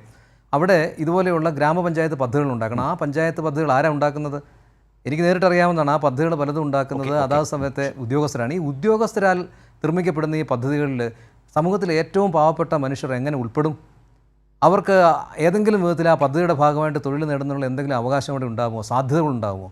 രണ്ടാമതായിട്ട് വളരെ പ്രധാനപ്പെട്ട മറ്റൊരു കാര്യം, വലിയ തോതിലുള്ള കേന്ദ്രീകരണം നടക്കുന്നു എന്നുള്ളതാണ്. വലിയ തോതിലുള്ള കേന്ദ്രീകരണം ഇതുമായിട്ട് ബന്ധപ്പെട്ട് നടക്കുന്നു. സംസ്ഥാനങ്ങൾക്ക് അവരുടെ ആവശ്യങ്ങൾക്ക് വേണ്ടി ഇത് വിനിയോഗിക്കാനുള്ള സാധ്യതകൾ പൂർണ്ണമായിട്ടും ഇല്ലാതാകുന്നു. വളരെ പ്രധാനപ്പെട്ട ഞാൻ ഡോക്ടർ ജിജു പി അലക്സിലേക്ക് വരാം. ഇവിടെ സംസ്ഥാനങ്ങളുടെ ആശങ്ക, അവരുടെ പ്രധാനപ്പെട്ട കൺസേൺ, അത് വളരെ വളരെ വളരെ പ്രധാനപ്പെട്ടത് തന്നെയാണ് ഇവിടെ. ശ്രീ KJ ജേക്കബ്, ഇതുമായി ബന്ധപ്പെട്ട് മുന്നോട്ട് പോയാൽ നേരത്തെ താങ്കൾ പറഞ്ഞതിൽ സംസ്ഥാനങ്ങളുടെ ഇതൊരു വളരെ ബൃഹത്തായ കേന്ദ്ര പദ്ധതിയായിരുന്നു. അതിനെ ഒരു കേന്ദ്രാവിഷ്കൃത പദ്ധതിയാക്കി സംസ്ഥാനങ്ങൾ 40% പണം കൂടി മുടക്കണം എന്ന് പറയുന്നതോടുകൂടി അതിൻ്റെ വിപുലമായ ആശയതലത്തെ തന്നെ അത് ദുർബലപ്പെടുത്തുകയാണ്. അതൊരു ഭാഗം. പക്ഷേ അതേക്കുറിച്ച് പറയുമ്പോൾ താങ്കളടക്കം മുന്നോട്ട് വെച്ച നിരീക്ഷണങ്ങളും വിമർശനങ്ങളും അത് കളവാണ് എന്ന നിലയിലാണ് BJP പ്രതിനിധി അതിനോട് പറഞ്ഞത്. BJPയുടെ പ്രതികരണം എന്താണെന്ന് അറിയാനുള്ള താല്പര്യത്തെക്കുറിച്ച് നേരത്തെ താങ്കൾ സൂചിപ്പിച്ചു. അതുപോലെ ഈ പറഞ്ഞ 60 ദിവസത്തെ ഈ ഈ ഈ എന്താ പറയുന്നത് ഒഴിവ്, ഇളവ് എന്നൊക്കെ പറയുന്നത് സ്വന്തം കൃഷിഭൂമിയിൽ ജോലി ചെയ്യുന്നതിന് വേണ്ടി കൊടുക്കുന്ന ഇളവ് എന്ന ഒരവസ്ഥ കൂടിയുണ്ട്. അത്തരം വിഭാവനം ചെയ്തുകൊണ്ടൊക്കെയാണ് ഈ പദ്ധതി എന്ന് BJPക്ക് ഏറ്റവും മികവോടെ ഇത് നടപ്പാക്കിയ കേരളം പോലൊരു സംസ്ഥാനത്ത് നിന്ന് പറഞ്ഞാൽ അത് എത്രമാത്രം സ്വീകാര്യമായി തീരും? താങ്കളത് ഏത് നിലയിൽ മറുപടി പറയും? ഞാനത് കേട്ടുകൊണ്ടിരിക്കുകയായിരുന്നു. അദ്ദേഹം പറഞ്ഞ് വളരെ നന്നായി, എനിക്ക് ഇഷ്ടപ്പെട്ടു. അദ്ദേഹത്തെ ഉദാഹരണമാണ് ഏറ്റവും ഗംഭീരമായിട്ടുള്ളത്. വെസ്റ്റ് ബംഗാൾ. വെസ്റ്റ് ബംഗാളിൽ നിന്ന് ഇവിടെ വരുന്ന തൊഴിലാളികൾക്ക് നാട്ടിൽ കൃഷിഭൂമിയുണ്ട്. കറക്റ്റാണ്, എനിക്ക് അക്കാര്യത്തിൽ അഭിപ്രായ വ്യത്യാസമില്ല. എന്താണ് കേരളവും വെസ്റ്റ് ബംഗാളും ഈ രാജ്യത്തെ സംസ്ഥാനങ്ങളിൽ നിന്നും കേരളത്തെയും വെസ്റ്റ് ബംഗാളിനെയും വ്യത്യസ്തമാക്കുന്നത് എന്താണ്? ഭൂപരിഷ്കരണം നടന്ന രണ്ട് സംസ്ഥാനങ്ങൾ, പിന്നെ ജമ്മു ആൻഡ് കാശ്മീർ. ഈ 3 സംസ്ഥാനങ്ങളിലാണ് ഇന്ത്യയിൽ ഭൂപരിഷ്കരണം നടന്നത്. BJPയുടെ പ്രതിനിധി പറഞ്ഞത് വളരെ ശരിയായ ഒരു ഉദാഹരണമാണ്. വെസ്റ്റ് ബംഗാളിലെ ഏറ്റവും അവസാനത്തെ മനുഷ്യനും കുറച്ചെങ്കിലും ഭൂമി ഉണ്ടാവും. പക്ഷേ ശ്രീ നന്ദു, നമ്മൾ മനസ്സിലാക്കേണ്ട കാര്യം ഇന്ത്യയിലെ മറ്റ് സംസ്ഥാനങ്ങളിലെ അവസ്ഥയില്ല എന്നുള്ളതാണ്. അത് നിങ്ങൾ എന്നോട് തർക്കിച്ചിട്ട് കാര്യമില്ല. ഞാൻ പറയുമ്പോൾ നുണയാന്ന് പറഞ്ഞിട്ട് പ്രത്യേകിച്ച് ഒരു ഉപകാരമില്ല. അതല്ല വസ്തുത. ഉത്തരേന്ത്യയിലെ സാധാരണ ലാൻഡ്ലെസ് ലേബറേഴ്സാണ് അവർ. അതിനകത്ത് 90% കൊച്ചു അവരുടെ താമസിക്കുന്ന വീട് മാത്രം ഉണ്ടാവും. അതല്ലെങ്കിൽ പരമാവധി 50 സെന്റ് സ്ഥലം, അതിൻ്റെ അകത്തുള്ള കൃഷി. അതല്ലാതെ നിങ്ങൾ ഉദ്ദേശിക്കുന്നത് പോലെ 3-4 ഏക്കർ സ്വയം കൃഷി ചെയ്യാൻ പറ്റുന്ന മനുഷ്യരോട് ഒരു 5% താഴെയായിരിക്കും. ഭൂപരിഷ്കരണം നടക്കാത്ത നാട്. അതാണ് ഞാൻ അത് വളരെ കൃത്യമായിട്ട് നിങ്ങളോട് പറഞ്ഞത്. വൻകിട ഭൂവുടമകളുടെ കയ്യിലാണ് കൃഷിഭൂമി. വെസ്റ്റ് ബംഗാളിൽ അങ്ങനെയല്ല. നിങ്ങൾക്ക് ഈ ഉദാഹരണം ഉത്തർപ്രദേശിനോ ബീഹാറിനോ മധ്യപ്രദേശിനോ രാജസ്ഥാനോ കയ്യിൽ ഭൂമിയുള്ള സാർ ഇപ്പോൾ പറഞ്ഞപ്പോൾ സാറും പറഞ്ഞു 50 സെന്റ് സ്ഥലമെങ്കിലും ഉള്ള ആളുകളുണ്ട് എന്ന് സാറും പറഞ്ഞു. അപ്പോൾ സ്വാഭാവികമായും എല്ലാ സംസ്ഥാനത്തും അസമിൽ ഇവിടെ ജോലി ചെയ്യുന്ന പലരും അസമിൽ കൃത്യമായി വിളവെടുപ്പിന് പോകുന്ന ആൾക്കാരുണ്ട്. സാർ വന്നാൽ ഞാൻ പരിചയപ്പെടുത്തി തരാം. അതുപോലെ മഹാരാഷ്ട്രയിലുള്ള മധ്യപ്രദേശിലുള്ള ആളുകളുണ്ട്. മധ്യപ്രദേശ്, ഗുജറാത്ത്, സാറിന് ഏത് സംസ്ഥാനം? ഇപ്പൊ ഇത് നമ്മൾ പറയുമ്പോ അടുത്ത് കർണാടകയിലും തമിഴ്നാട്ടിലും ഉണ്ട്. ഞാൻ പക്ഷേ താങ്കളുടെ പ്രശ്നം താങ്കളതിനെ ഇന്റർപ്രറ്റ് ചെയ്തത് ഒരു ഇവരുടെ എല്ലാവരും അടിമകളാകാൻ പോകുന്നു എന്നുള്ള നിലയിൽ ഇന്റർപ്രറ്റ് ചെയ്തു. അത് തെറ്റാണെന്നാണ് ഞാൻ പറയുന്നത്. കേരളത്തിൽ നിന്നാണ് കേരളത്തിലെ കർഷക തൊഴിലാളിയുടെ വീട്ടിൽ 50 സെന്റ് സ്ഥലം, 1 സെന്റ് 1 ഏക്കർ സ്ഥലമുള്ളതുണ്ട്. ഞാനൊരു കൃഷിക്കാരനാണ്. കർഷക തൊഴിലാളിയുടെ കയ്യിലാണ് സാർ അങ്ങനെ 50 സെന്റും 1 ഏക്കറും ഒക്കെ ഉള്ളത്. കർഷക തൊഴിലാളിക്ക് ഇവിടെ കൃഷി നല്ല നെൽകർഷകരുണ്ട്. പ്ലീസ് നിങ്ങൾ യാതൊരു തരത്തിൽ യാഥാർത്ഥ്യ ബോധമില്ലാതെ സംസാരിക്കരുത്. ഞാനൊരു കാർഷിക മേഖലയിൽ നിന്ന് വരുന്ന ആളാണ്, കൃഷിക്കാരന്റെ മകനാണ്. നമ്മുടെ നാട്ടിലെ കൃഷിക്കാരന് 10 സെന്റ് അവർക്ക് അതിനകത്ത് കൃഷി ചെയ്യാൻ പറ്റും. 50 സെന്റിൽ കൃഷി ചെയ്യാൻ പറ്റും. പക്ഷേ 3 ഏക്കർ കൃഷി ചെയ്യാൻ വേണ്ടി പറ്റില്ല.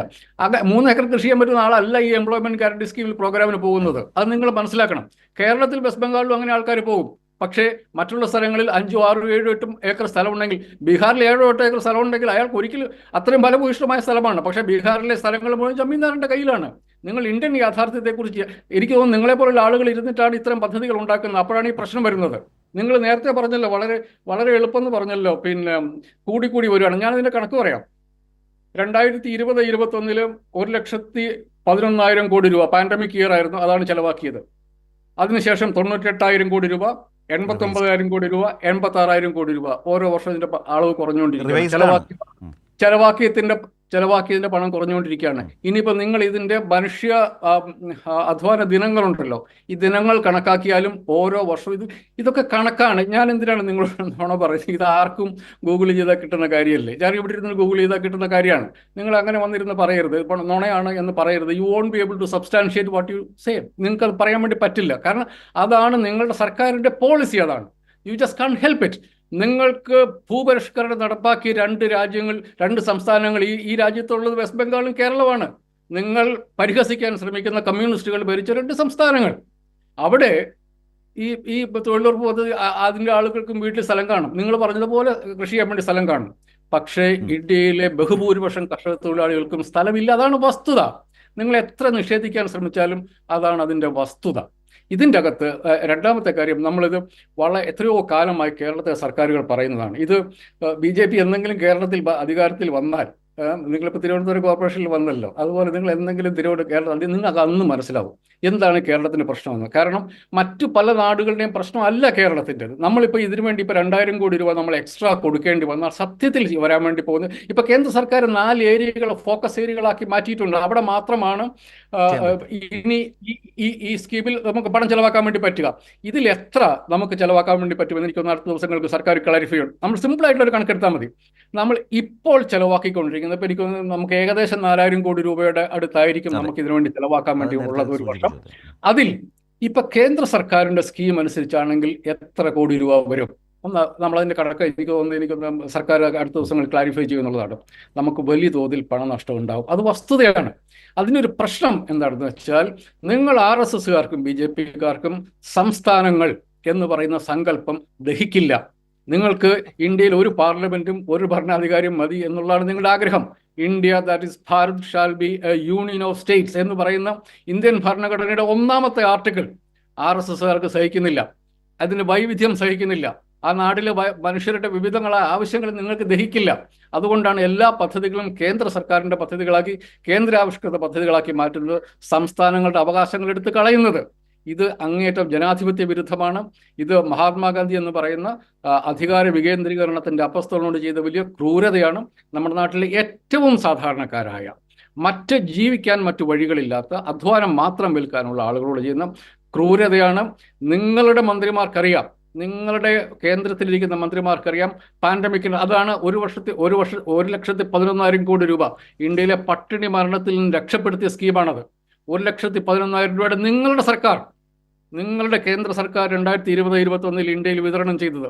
ഇതിന്റെ കണക്ക് തിരിച്ച് ഇത് എത്ര ബണ്ട് കെട്ടി, എത്ര തോട് തുറന്നു നോക്കി എന്നുള്ളതല്ല, ഇന്ത്യയെ പട്ടിണി മരണത്തിൽ രക്ഷപ്പെടുത്തിയ ഒരു സ്കീമാണിത്. അതിനെ കൊല്ലാനുള്ള ശ്രമമാണ് നിങ്ങൾ നടത്തിക്കൊണ്ടിരിക്കുന്നത്. ഖേദകരമാണ്, പ്രതിഷേധാർഹമാണ്. ഈ രാജ്യം പ്രതിഷേധിക്കേണ്ടതാണ്. പിന്നെ കാർഷിക നിയമങ്ങളെ എങ്ങനെ പിൻവലിക്കാൻ കേന്ദ്ര സർക്കാർ നിർബന്ധിച്ചോ അതേ തരത്തിലുള്ള പിന്നെ സമരപരിപാടികൾ നടത്തി എതിർപ്പ് പറഞ്ഞുകൊണ്ട് ഈ പുതിയ പരിഷ്കാരത്തെ ഇല്ലാതാക്കാൻ ശ്രമിക്കേണ്ടത് ഈ നാട്ടിലെ ഏറ്റവും സാധാരണക്കാരായ മനുഷ്യരോട് ചെയ്യുന്ന വെറും നീതി മാത്രമായിരിക്കും. റൈറ്റ്. നന്ദി ശ്രീ KJ ജേക്കബ്. താങ്കൾ നേരത്തെ സൂചിപ്പിച്ചിരുന്നു ഒരു അരമണിക്കൂർ സമയത്തിനുള്ളിൽ ഒന്ന് ഒഴിവാക്കി തരണം എന്ന് പറഞ്ഞിരുന്നത് കൊണ്ടുകൂടി താങ്ക് യു. താങ്കളുടെ ആശങ്കകൾ, വിമർശനങ്ങൾ, നിരീക്ഷണങ്ങൾ അവതരിപ്പിച്ചതിന്. ഞാൻ നന്ദുവിലേക്കാണ് വരുന്നത്. നന്ദു, ഇതിലൊരു പ്രധാനപ്പെട്ട കാര്യം, ഇപ്പോൾ കേരളം പോലൊരു സംസ്ഥാനം 2500 കോടി പരമാവധി ഒരു വർഷം കണ്ടെത്തേണ്ട അവസ്ഥയിലേക്ക് പോവുകയാണ്. കേരളത്തിന് അവകാശപ്പെട്ടതും തരേണ്ടതുമായി തരാതിരിക്കുന്ന സമയത്താണ്. നോക്കൂ എങ്ങനെയാണ് ഈ സംസ്ഥാനങ്ങൾ, ഇത് രാജ്യത്തിൻ്റെ ഗ്രാമീണ മേഖലയുടെ മുന്നോട്ട് പോക്കിന് കേന്ദ്രത്തിൻ്റെ ഒരു മികച്ച പദ്ധതിയായിരുന്നു. അത് കേന്ദ്രാവിഷ്കൃത പദ്ധതിയാക്കി സംസ്ഥാനങ്ങളെ കൂടി അതിൽ കൊണ്ടുവന്ന് സംസ്ഥാനങ്ങൾക്ക് സാമ്പത്തിക ബാധ്യതയാക്കി മാറ്റുകയാണ്. തരേണ്ട പണം തരാതിരിക്കുമ്പോൾ ദേശീയപാത വികസനത്തിന് കേരളം പോലൊരു സംസ്ഥാനം 6000 കോടിക്കടുത്ത് കൊടുത്താണ് GST സഹിതം. വിഴിഞ്ഞം പദ്ധതിക്ക് ഒരു സ്റ്റേറ്റ് ഏറ്റവും അധികം ഒരു പോർട്ടിന് വേണ്ടി കൊടുത്ത മറ്റേത് പ്രോജക്റ്റാണ് രാജ്യത്തുള്ളത്? അതിലെന്താണ് വയബിലിറ്റി ഗ്യാപ്പ് ഫണ്ടിൽ വായ്പയായി തന്ന പണമല്ലാതെ എന്താണ് സെൻട്രൽ കോൺട്രിബ്യൂഷൻ? അങ്ങനെ ഓരോന്നെടുത്ത് നമുക്ക് നോക്കാം. മുണ്ടക്കൈ ചൂരൽമല ദുരന്തത്തിൽ ഈ പറഞ്ഞതുപോലെ പ്രത്യേക പാക്കേജ് ചോദിച്ചു. അതിൽ എത്ര ബുദ്ധിമുട്ടിയാണ് വായ്പയായി പണം ഏറ്റവും അവസാനം ഹൈക്കോടതി പോലും ഇടപെട്ടപ്പോൾ തന്നത്. ഇതാണ് കേരളത്തോടുള്ള സമീപനം. അതേ കേരളത്തിന് പ്രതിവർഷം ഒരു 2500 കോടി വരെ ചിലവാക്കും വിധത്തിൽ നോക്കൂ. അദ്ദേഹം പറഞ്ഞ പോലെ 10 കോടി തൊഴിൽ ദിനങ്ങൾ ഉണ്ടാക്കി ഏറ്റവും മികവോടെ കൊണ്ടുപോയ ഒരു പദ്ധതി യഥാർത്ഥത്തിൽ നിങ്ങൾ കൊല്ലുകയാണ്. ഒരു കേന്ദ്ര പദ്ധതിയെ കേന്ദ്രാവിഷ്കൃത പദ്ധതിയാക്കി മാറ്റി ഇങ്ങനെ അതിനെ അങ്ങേയറ്റം ദുർബലപ്പെടുത്തുകയാണ്, ഇല്ലാതാക്കുകയാണ്. ഇതിനകത്ത് ശ്രീ ശരത്, താങ്കൾ പറഞ്ഞ കാര്യത്തിലേക്ക് ഞാൻ വരാം. ഒരു 2 കാര്യങ്ങൾ, ആദ്യം പറഞ്ഞ ആളിനും രണ്ടാമത് പറഞ്ഞ ആളിനും മൂന്നാമത് പറഞ്ഞ ആളിനും ഓരോ മറുപടികളുണ്ട്. അതായത് ഒന്ന്, ശ്രീ സജീഷ്, താങ്കളാണ് സത്യത്തിൽ ഈ നിയമങ്ങൾ വായിക്കാതെ ഇവിടെ വന്നിരുന്ന് ചർച്ച ചെയ്യുന്നതെന്നാണ് എനിക്ക് തോന്നുന്നത്. കാരണം ഈ തൊഴിൽ ഗ്യാരണ്ടി ഈ നിയമത്തിലും പ്രാബല്യത്തിലുണ്ട്. താങ്കളത് വായിച്ചിട്ടില്ല എങ്കിൽ ദയവേത് ഞാൻ ശരത്തേട്ടന് വേണമെങ്കിൽ ആ നിയമങ്ങളുടെ ഒരു സോഫ്റ്റ് കോപ്പി അയച്ചേക്കാം. താങ്കൾ അതൊന്ന് വായിച്ചു നോക്കും. ഡിമാൻഡ് ഡ്രിവണിൽ നിന്ന് പോയി സപ്ലൈ ഡ്രിവണിലേക്ക് പോകുന്നു. തെറ്റാണ്. താങ്കളത് എവിടെ നിന്നാണോ കിട്ടിയത് അത് താങ്കൾ ഒന്നുകൂടി ഒന്ന് പരിശോധിക്കണമെന്ന് ഞാൻ വളരെ വിനയത്തോടു കൂടി അഭ്യർത്ഥിക്കുകയാണ്. കാരണം അങ്ങനെ അത് ആ പറഞ്ഞ കാര്യം അതിലുമുണ്ട്. ആ കേന്ദ്ര പദ്ധതിയിൽ എന്താണ് നന്ദു പറഞ്ഞത്? അതിൽ ഒരു തൊഴിൽ ഉറപ്പായിരുന്നു, ഗ്യാരണ്ടി ആയിരുന്നു. ഇവിടെ അതിന് നഷ്ടം വന്നാൽ അത് സംസ്ഥാനങ്ങൾ എവിടുത്തെ ന്യായമാണ്? ഞാൻ പറഞ്ഞോട്ടെ, ഇതിനകത്തും കേന്ദ്രം കൈയൊഴിയുക. ഇതിനകത്ത് ഗ്യാരണ്ടി, ചേട്ടൻ പറഞ്ഞ മറുപടി ഞാൻ പറയാം. ഇതിനകത്തും ഗ്യാരണ്ടി ഉണ്ട്. ആ കഴിഞ്ഞ ലോയിലുള്ള അതേ ഗ്യാരണ്ടി ഈ ലോയിലും ഉണ്ട്. ശരി, അങ്ങനെ തൊഴിൽ ലഭിച്ചില്ലെങ്കിൽ അതിന്റെ നഷ്ടപരിഹാരം ആരാണ് നൽകേണ്ടത്? പറഞ്ഞ പോയിന്റ് ഗ്യാരണ്ടി ഉണ്ടെന്ന് താങ്കൾ പറഞ്ഞല്ലോ. ശരി, ഗ്യാരണ്ടി ഉണ്ട്. അങ്ങനെ തൊഴിൽ കിട്ടിയില്ല എങ്കിൽ ആ തൊഴിലവസരത്തിന്റെ കോമ്പൻസേഷൻ കൊടുക്കേണ്ടത് ആരാണ്? അല്ല, അതിപ്പോ ഉത്തരം വേണം. അല്ല 60-40 ആരാണോ ഷെയർ ചെയ്യുന്നത് ആ 60-40 ഷെയറിംഗിൽ അതുമുണ്ട്. അല്ല, താങ്കൾ അത് സ്റ്റേറ്റിന്റെ ചുമലിലാണ് വെച്ചിരിക്കുന്നത്. ഞാൻ ഇതിനകത്ത് തർക്കിക്കാനില്ലാത്തതുകൊണ്ടറിയാമോ, നിങ്ങളുടെ ആഗ്രഹം ചില പോയിന്റുകളിൽ എന്നെ നിർത്തുക എന്നുള്ളത് നിങ്ങളുടെ ആഗ്രഹമാണ്. ആ പോയിന്റുകളിൽ നിൽക്കാൻ ഞാൻ ഉദ്ദേശിക്കുന്നില്ല. ഞാനൊന്ന് പറഞ്ഞോട്ടെ. ഒന്ന് പറയേണ്ടത് നന്ദുവാണ്. അല്ല, ഞാൻ കോമ്പൻസേഷൻ കൊടുക്കാൻ എന്തേ കേന്ദ്രത്തിന്റെ 60 വരാത്തത്? 60-40 അതിനകത്തും ഉണ്ട്. താങ്കൾ ആ നിയമം നേരെ ഒന്ന് വായിച്ചാൽ മതി. 60-40 കൃത്യമായി നിങ്ങൾ പാർലമെന്റിൽ ആ സെഷൻ കേൾക്കുമ്പോൾ മനസ്സിലാവും.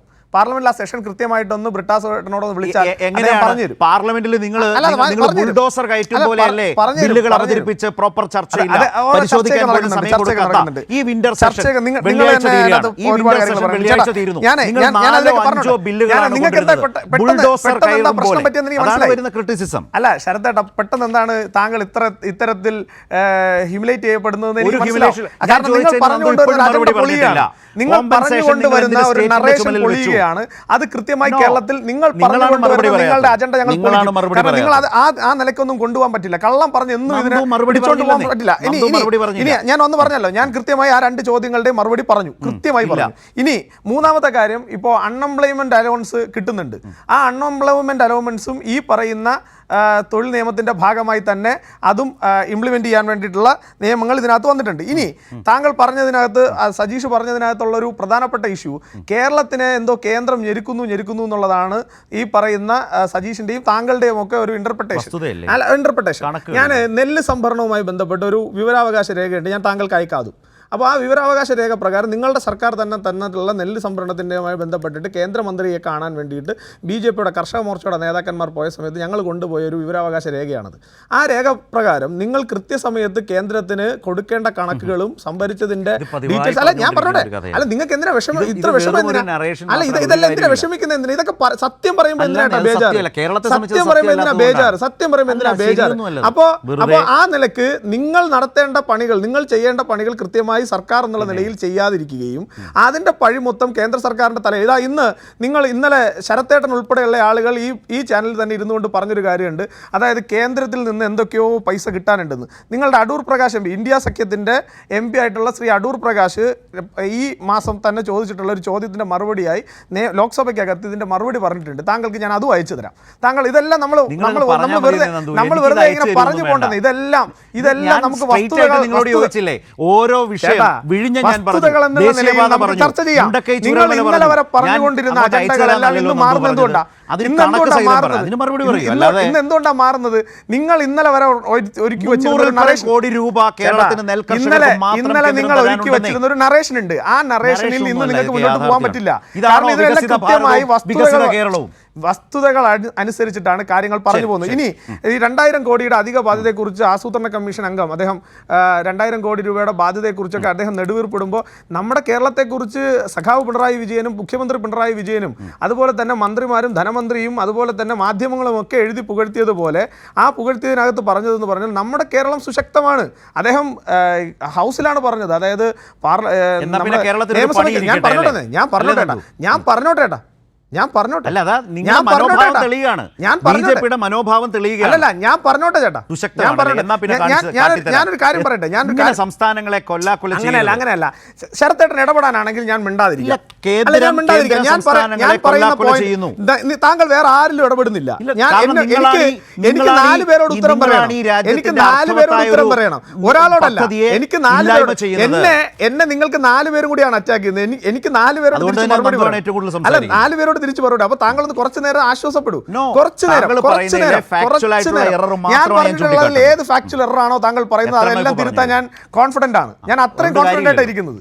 അപ്പോൾ ഞാൻ പറഞ്ഞത് ശ്രീ രാജീവ് തന്നെ ഹൗസിൽ പറഞ്ഞതുപോലെയാണെങ്കിൽ ഈ പറയുന്ന സംസ്ഥാനം സുശക്തമാണ്. ഒന്ന്, ഇനി അതിനകത്ത് സുശക്തമല്ലെങ്കിൽ തന്നെ അയ്യപ്പ സംഗമം നടത്തിയപ്പോൾ പറഞ്ഞത് സർക്കാരിന്റെ കയ്യിൽ ഫണ്ടുണ്ട്, അതുകൊണ്ടാണ് അയ്യപ്പ സംഗമം നടത്തുന്നത്. അത് കഴിഞ്ഞിട്ട് നിങ്ങൾ മോഹൻലാലിനെ വെച്ച് ഇവന്റ് നടത്തിയപ്പോൾ ഈ പാവപ്പെട്ടവൻ ഇവിടെ വയർ മുറുക്കി കെട്ടിയിരിക്കുമ്പോൾ ഇങ്ങനെ ഇവന്റിന്റെ ആവശ്യമുണ്ടോ? ലാൽ സലാം എന്ന് പേരിട്ട് ഇവന്റ് നടത്തിയപ്പോൾ അതിനും പറഞ്ഞത് എന്താണ്? ഈ സംസ്ഥാനം സുശക്തമാണ്, ഭദ്രമാണ്, സുഭദ്രമാണ്. അത് കഴിഞ്ഞിട്ട് CM-ന് കാർ വാങ്ങിയപ്പോഴും നിങ്ങൾ എന്താ പറഞ്ഞത്? ഈ സംസ്ഥാനം സുശക്തമാണ്, സുഭദ്രമാണ്. ഇനി അടുത്ത് അത് കഴിഞ്ഞിട്ട് അതിദാരിദ്ര്യ വിമുക്തിയെ കുറിച്ചുള്ള ചർച്ച നടത്തി വലിയ പ്രോഗ്രാം നടത്തിയപ്പോഴും പറഞ്ഞത് ഞങ്ങൾ സുശക്തമാണ്. അങ്ങനെയുള്ള സുശക്തമായിട്ടുള്ള ഒരു സംസ്ഥാനത്ത് സാധാരണക്കാരന്റെ ഈ നാട്ടിലെ പാവപ്പെട്ടവന് അവന്റെ ആനുകൂല്യം, അവന്റെ നികുതി പണത്തിൽ നിന്ന് പിരിച്ചെടുക്കുന്ന പണത്തിൽ നിന്ന് അവന് കൊടുക്കുന്ന ഒരു കാര്യത്തിൽ എന്തിനാണ് ഇത്തരത്തിൽ ബേജാറ്?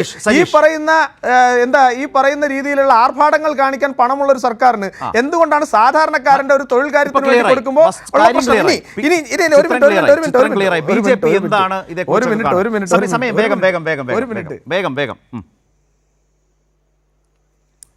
സജീഷ് ഈ പറഞ്ഞതിന് അത്രയും നിങ്ങളുടെ മറുപടി? അല്ല, ഇതിനകത്ത് എനിക്ക് അടുത്ത റൗണ്ട് കൂടി ഉണ്ടല്ലോ, വരാം.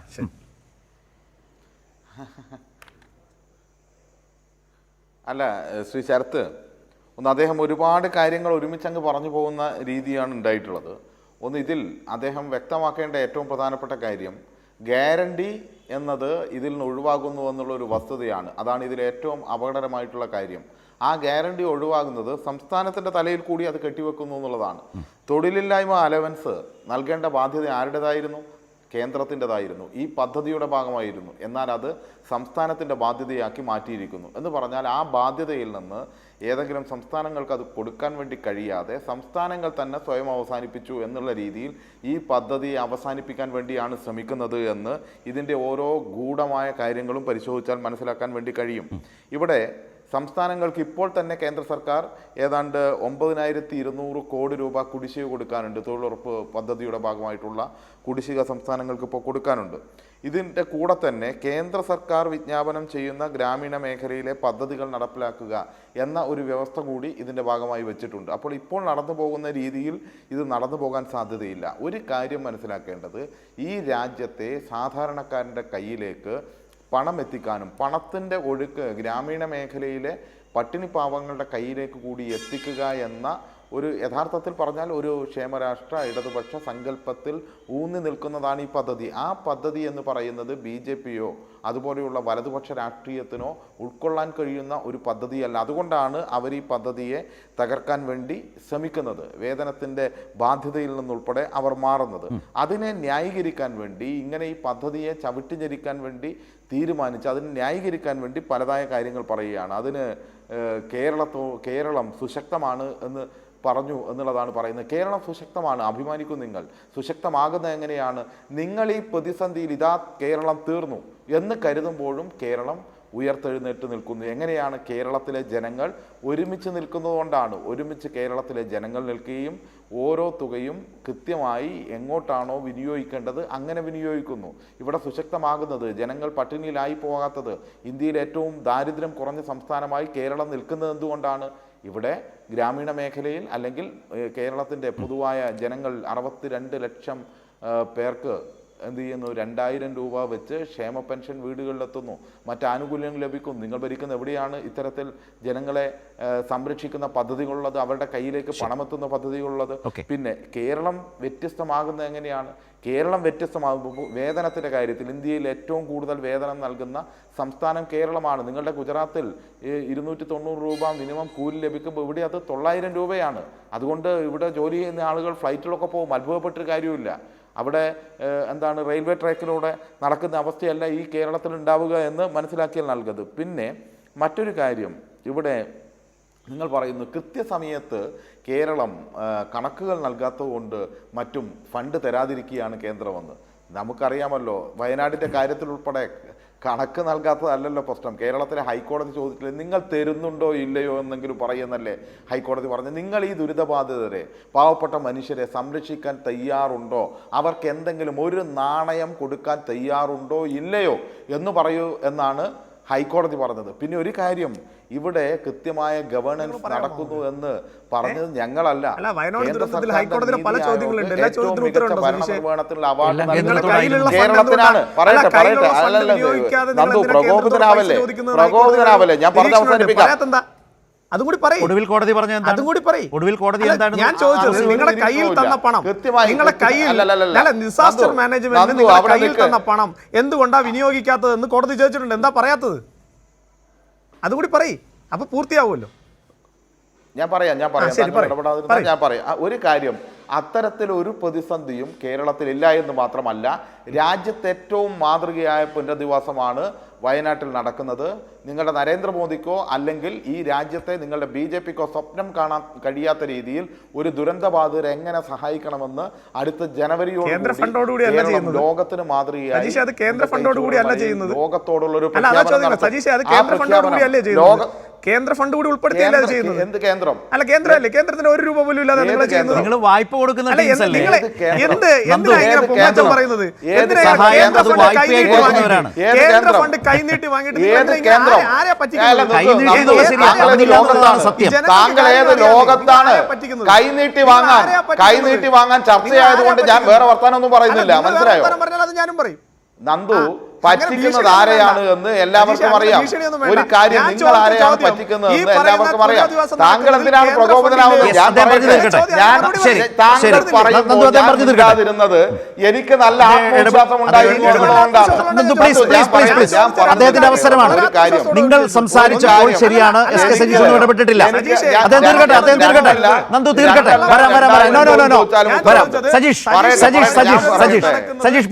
സജീഷ് പൂർത്തിയാക്കൂ. പറയൂ. ഈ ഒരു കാര്യം, അപ്പോ അത് പിന്നെ വിഴിഞ്ഞത്തിന്റെ വയബിലിറ്റി ഗ്യാപ്പ് ഫണ്ട് നമുക്ക് കടമായി തരുന്നതും അതുപോലെ തന്നെ മറ്റ് സ്ഥലങ്ങളിലെല്ലാം അത് തുകയായി കൊടുക്കുമ്പോൾ നമുക്ക് കടമായി തരുന്നു, എന്നിട്ട് അതിൽ ഊറ്റം കൊള്ളുന്നു. വയനാടിന്റെ കാര്യം പറഞ്ഞു കഴിഞ്ഞു, അതുപോലെ തന്നെ മറ്റു പദ്ധതികളുടെ കാര്യം പറഞ്ഞു കഴിഞ്ഞു. ഇതെല്ലാം പറയുമ്പോൾ KSRTCയുടെയും മറ്റു കാര്യമൊക്കെ പറയുകയാണ്. പ്രിയപ്പെട്ട സുഹൃത്തെ, എയർ ഇന്ത്യ എന്ന് പറഞ്ഞിട്ടൊന്നുണ്ടായിരുന്നു രാജ്യത്ത്. വിറ്റു നിങ്ങൾ എയർ ഇന്ത്യ. രാജ്യത്ത് ബസ് ട്രാൻസ്പോർട്ടേഷൻ നടത്തുന്നതിൽ ബസ് ട്രാൻസ്പോർട്ടേഷൻ അല്ലല്ലോ കേന്ദ്ര ഗവൺമെന്റ് ചുമതല. ഇന്ത്യൻ റെയിൽവേയുടെ അവസ്ഥ എന്താണ്? നിങ്ങൾ തൂക്കി വിറ്റുകൊണ്ടിരിക്കുകയല്ലേ. വിമാനത്താവളങ്ങൾ, തുറമുഖങ്ങൾ എല്ലാം നടത്തിക്കാൻ വേണ്ടി കഴിയില്ല. പക്ഷേ കേരളത്തിലേക്ക് വീണിരുന്ന ഒരു കാലം ഉണ്ടായിരുന്നു. അതൊക്കെ കഴിഞ്ഞുപോയി സജീഷ് പറയുന്ന എല്ലാ കള്ളവും കേട്ടിരുന്നു പോകുന്ന കാലഘട്ടം കഴിഞ്ഞുപോയി സജീഷ്. ആ കാലഘട്ടം CPM പറയുന്ന എന്തൊരു കുന്തത്തിന് സിന്ദാബാദ് വിളിക്കുന്ന കാലഘട്ടം കഴിഞ്ഞുപോയി. ആ കാലഘട്ടം കഴിഞ്ഞുപോയി സജീഷ്. നിങ്ങൾ സംസാരിച്ചപ്പോ മറ്റുള്ള നന്ദു നിങ്ങൾ സംസാരിച്ചപ്പോ ഞാൻ നിങ്ങൾ തമ്മിൽ സംസാരിച്ചിട്ടുണ്ട്. ഇത് ശരിയല്ല. ഒന്നാമത് ഒരു ചർച്ചയിൽ നിങ്ങളുടെ എതിരഭിപ്രായം പറയുന്നത് കള്ളം എന്ന് പറയുന്നത് തന്നെ ശരിയല്ല. അത് ശരിയല്ല. രണ്ട്, അവർ വിയോജിച്ചിട്ടുണ്ട്. നന്ദു, അത് തന്നെ ഒരു ചർച്ചയുടെ രീതിക്ക് നിങ്ങൾ ചെയ്യുന്നത് ശരിയല്ല. അവരവരുടെ അഭിപ്രായം പറയുമ്പോൾ അതിനെ കള്ളം എന്ന് ആവർത്തിക്കുന്നത് തന്നെ ഒരു ശരിയായ രീതിയല്ല. പിന്നെ ഇടപെടുന്നതിനും ഒരു പരിധിയൊക്കെ. സജീഷ് കഴിയട്ടെ, അവസരം തരാം. ഞാൻ പറയാൻ തയ്യാറാണ്. നന്ദു, അത് വിട്. ഞാൻ പറയട്ടെ. ഇടപെടല്ലേ. സജീഷ് വേഗം പൂർത്തിയാക്കും. ഭാഗമായി വയബിലിറ്റി ഗ്യാപ്പ് ഫണ്ട് പറയട്ടെ. ഞാൻ പോയിന്റ് വെച്ചങ്ങ് പറയാം. വിഴിഞ്ഞം പദ്ധതിയുടെ ഭാഗമായി കേന്ദ്ര സർക്കാർ വയബിലിറ്റി ഗ്യാപ്പ് ഫണ്ട് എന്നുള്ള രീതിയിൽ മറ്റ് തുറമുഖങ്ങൾക്കും മറ്റും തുകയായി കൊടുക്കുമ്പോൾ കേരളത്തിന് തന്നത് കടമല്ലേ, തിരിച്ചടക്കേണ്ടതല്ലേ? ദേശീയപാത വികസനത്തിന് 5900 കോടിയോളം രൂപ കേരളം കൊടുക്കുമ്പോൾ മറ്റ് സംസ്ഥാനങ്ങൾ അത് കൊടുക്കേണ്ടി വരുന്നില്ലോ? അത് നിങ്ങൾ കടത്തിൻ്റെ പരിധിയിലൂടെ പെടുത്തി അത് ഇരട്ടി ബാധ്യതയാക്കി മാറ്റുകയല്ലേ കേരളത്തിൽ ചെയ്തത്? വയനാടിൻ്റെ കാര്യത്തിൽ 2000 കോടിയിൽ പരം രൂപ നിങ്ങൾ നൽകേണ്ടതിന് പകരം ഇപ്പോൾ ഏറ്റവും ഒടുവിൽ കോടതിയിൽ നിന്ന് വന്നപ്പോൾ 200 കോടി, അതിൻ്റെയൊക്കെ മുമ്പേ ടൗൺഷിപ്പിൻ്റെ പണിയും അവിടെയുള്ള ആളുകൾക്ക് കൊടുക്കേണ്ട അലവൻസും എല്ലാം കൊടുത്തുകൊണ്ടിരിക്കുന്നുണ്ട്. നിങ്ങളുടെ ഔദാര്യത്തിൻ്റെ പുറത്തല്ല, ഔദാര്യമല്ല, ഈ രാജ്യത്തെ കടമയാണ്. ഈ കടമ മറ്റ് സംസ്ഥാനങ്ങൾ നിർവഹിക്കുമ്പോൾ നിങ്ങൾ ഇവിടെ നിർവഹിക്കുന്നില്ല. അത് ഈ നാട്ടിലെ ആളുകൾ കാണുന്നുണ്ട്, അത് ആ പ്രദേശത്തെ ആളുകൾക്കും അറിയാം. പിന്നെ ഓരോ കാര്യത്തിനും ഞാൻ പറയട്ടെ, ഓരോ കാര്യത്തിനും ഇവിടെ വിദ്യാർത്ഥികൾക്ക്, കുട്ടികൾക്ക് ആ ഫണ്ട് 430 കോടി രൂപ ഇപ്പോഴും തരാനുണ്ട്. NHMന്റെ നിങ്ങൾ എന്താ ചെയ്യുന്നത്? വലിയ കെട്ടിടം, ആശുപത്രി കെട്ടിടം കേരളം ഉണ്ടാക്കിയിട്ട് അതിൻ്റെ മുകളിൽ പെയിന്റ് അടിച്ചിട്ട് നരേന്ദ്രമോദിയുടെ ചിത്രം വരച്ചു വെക്കണം. അതിന് ബ്രാൻഡിങ് നടത്തണം. അതൊന്നും കേരളത്തിൽ നടക്കില്ല. എന്നാൽ നിങ്ങൾ തെറ്റിദ്ധരിപ്പിക്കൽ എളുപ്പമായിരിക്കും. അതാ നിങ്ങൾ കേന്ദ്രമാണ് എന്ന് പറയുന്നത്. ഇനി തൊഴിലുറപ്പ് തൊഴിലാളികളെ തെറ്റിദ്ധരിപ്പിക്കരുത്, അത്രേ പറയാനുള്ളൂ. കാരണം എല്ലാ ബാധ്യതയും സംസ്ഥാനത്തിന്റെ തലയിലാക്കി. ഇനി ദേശീയമെന്നൊന്നും പറയേണ്ട കാര്യമില്ല. ഇവിടെ ഞങ്ങൾ അന്തസ്സായി നടത്തും. ഭദ്രതയുണ്ട് എന്ന് നേരത്തെ പറഞ്ഞല്ലോ, അന്തസ്സായി കേരളത്തിൽ നടത്തും.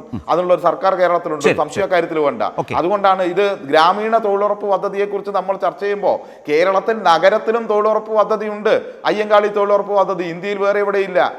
ഇന്ത്യയിൽ കേരളത്തിൽ അത് വലിയൊരു വ്യത്യാസം തന്നെയാണ്. പദ്ധതി ഉള്ളത് ഇടതുപക്ഷ ഗവൺമെന്റിന്റെ കാഴ്ചപ്പാട് കൊണ്ടാണ്. മനസ്സിലായോ? നിങ്ങൾ ശ്രമിച്ചാലും തൊഴിലുറപ്പ് പദ്ധതി കേരളത്തിൽ തകരും എന്ന് വ്യാമോഹിക്കേണ്ട BJP. ശരി, നമുക്ക്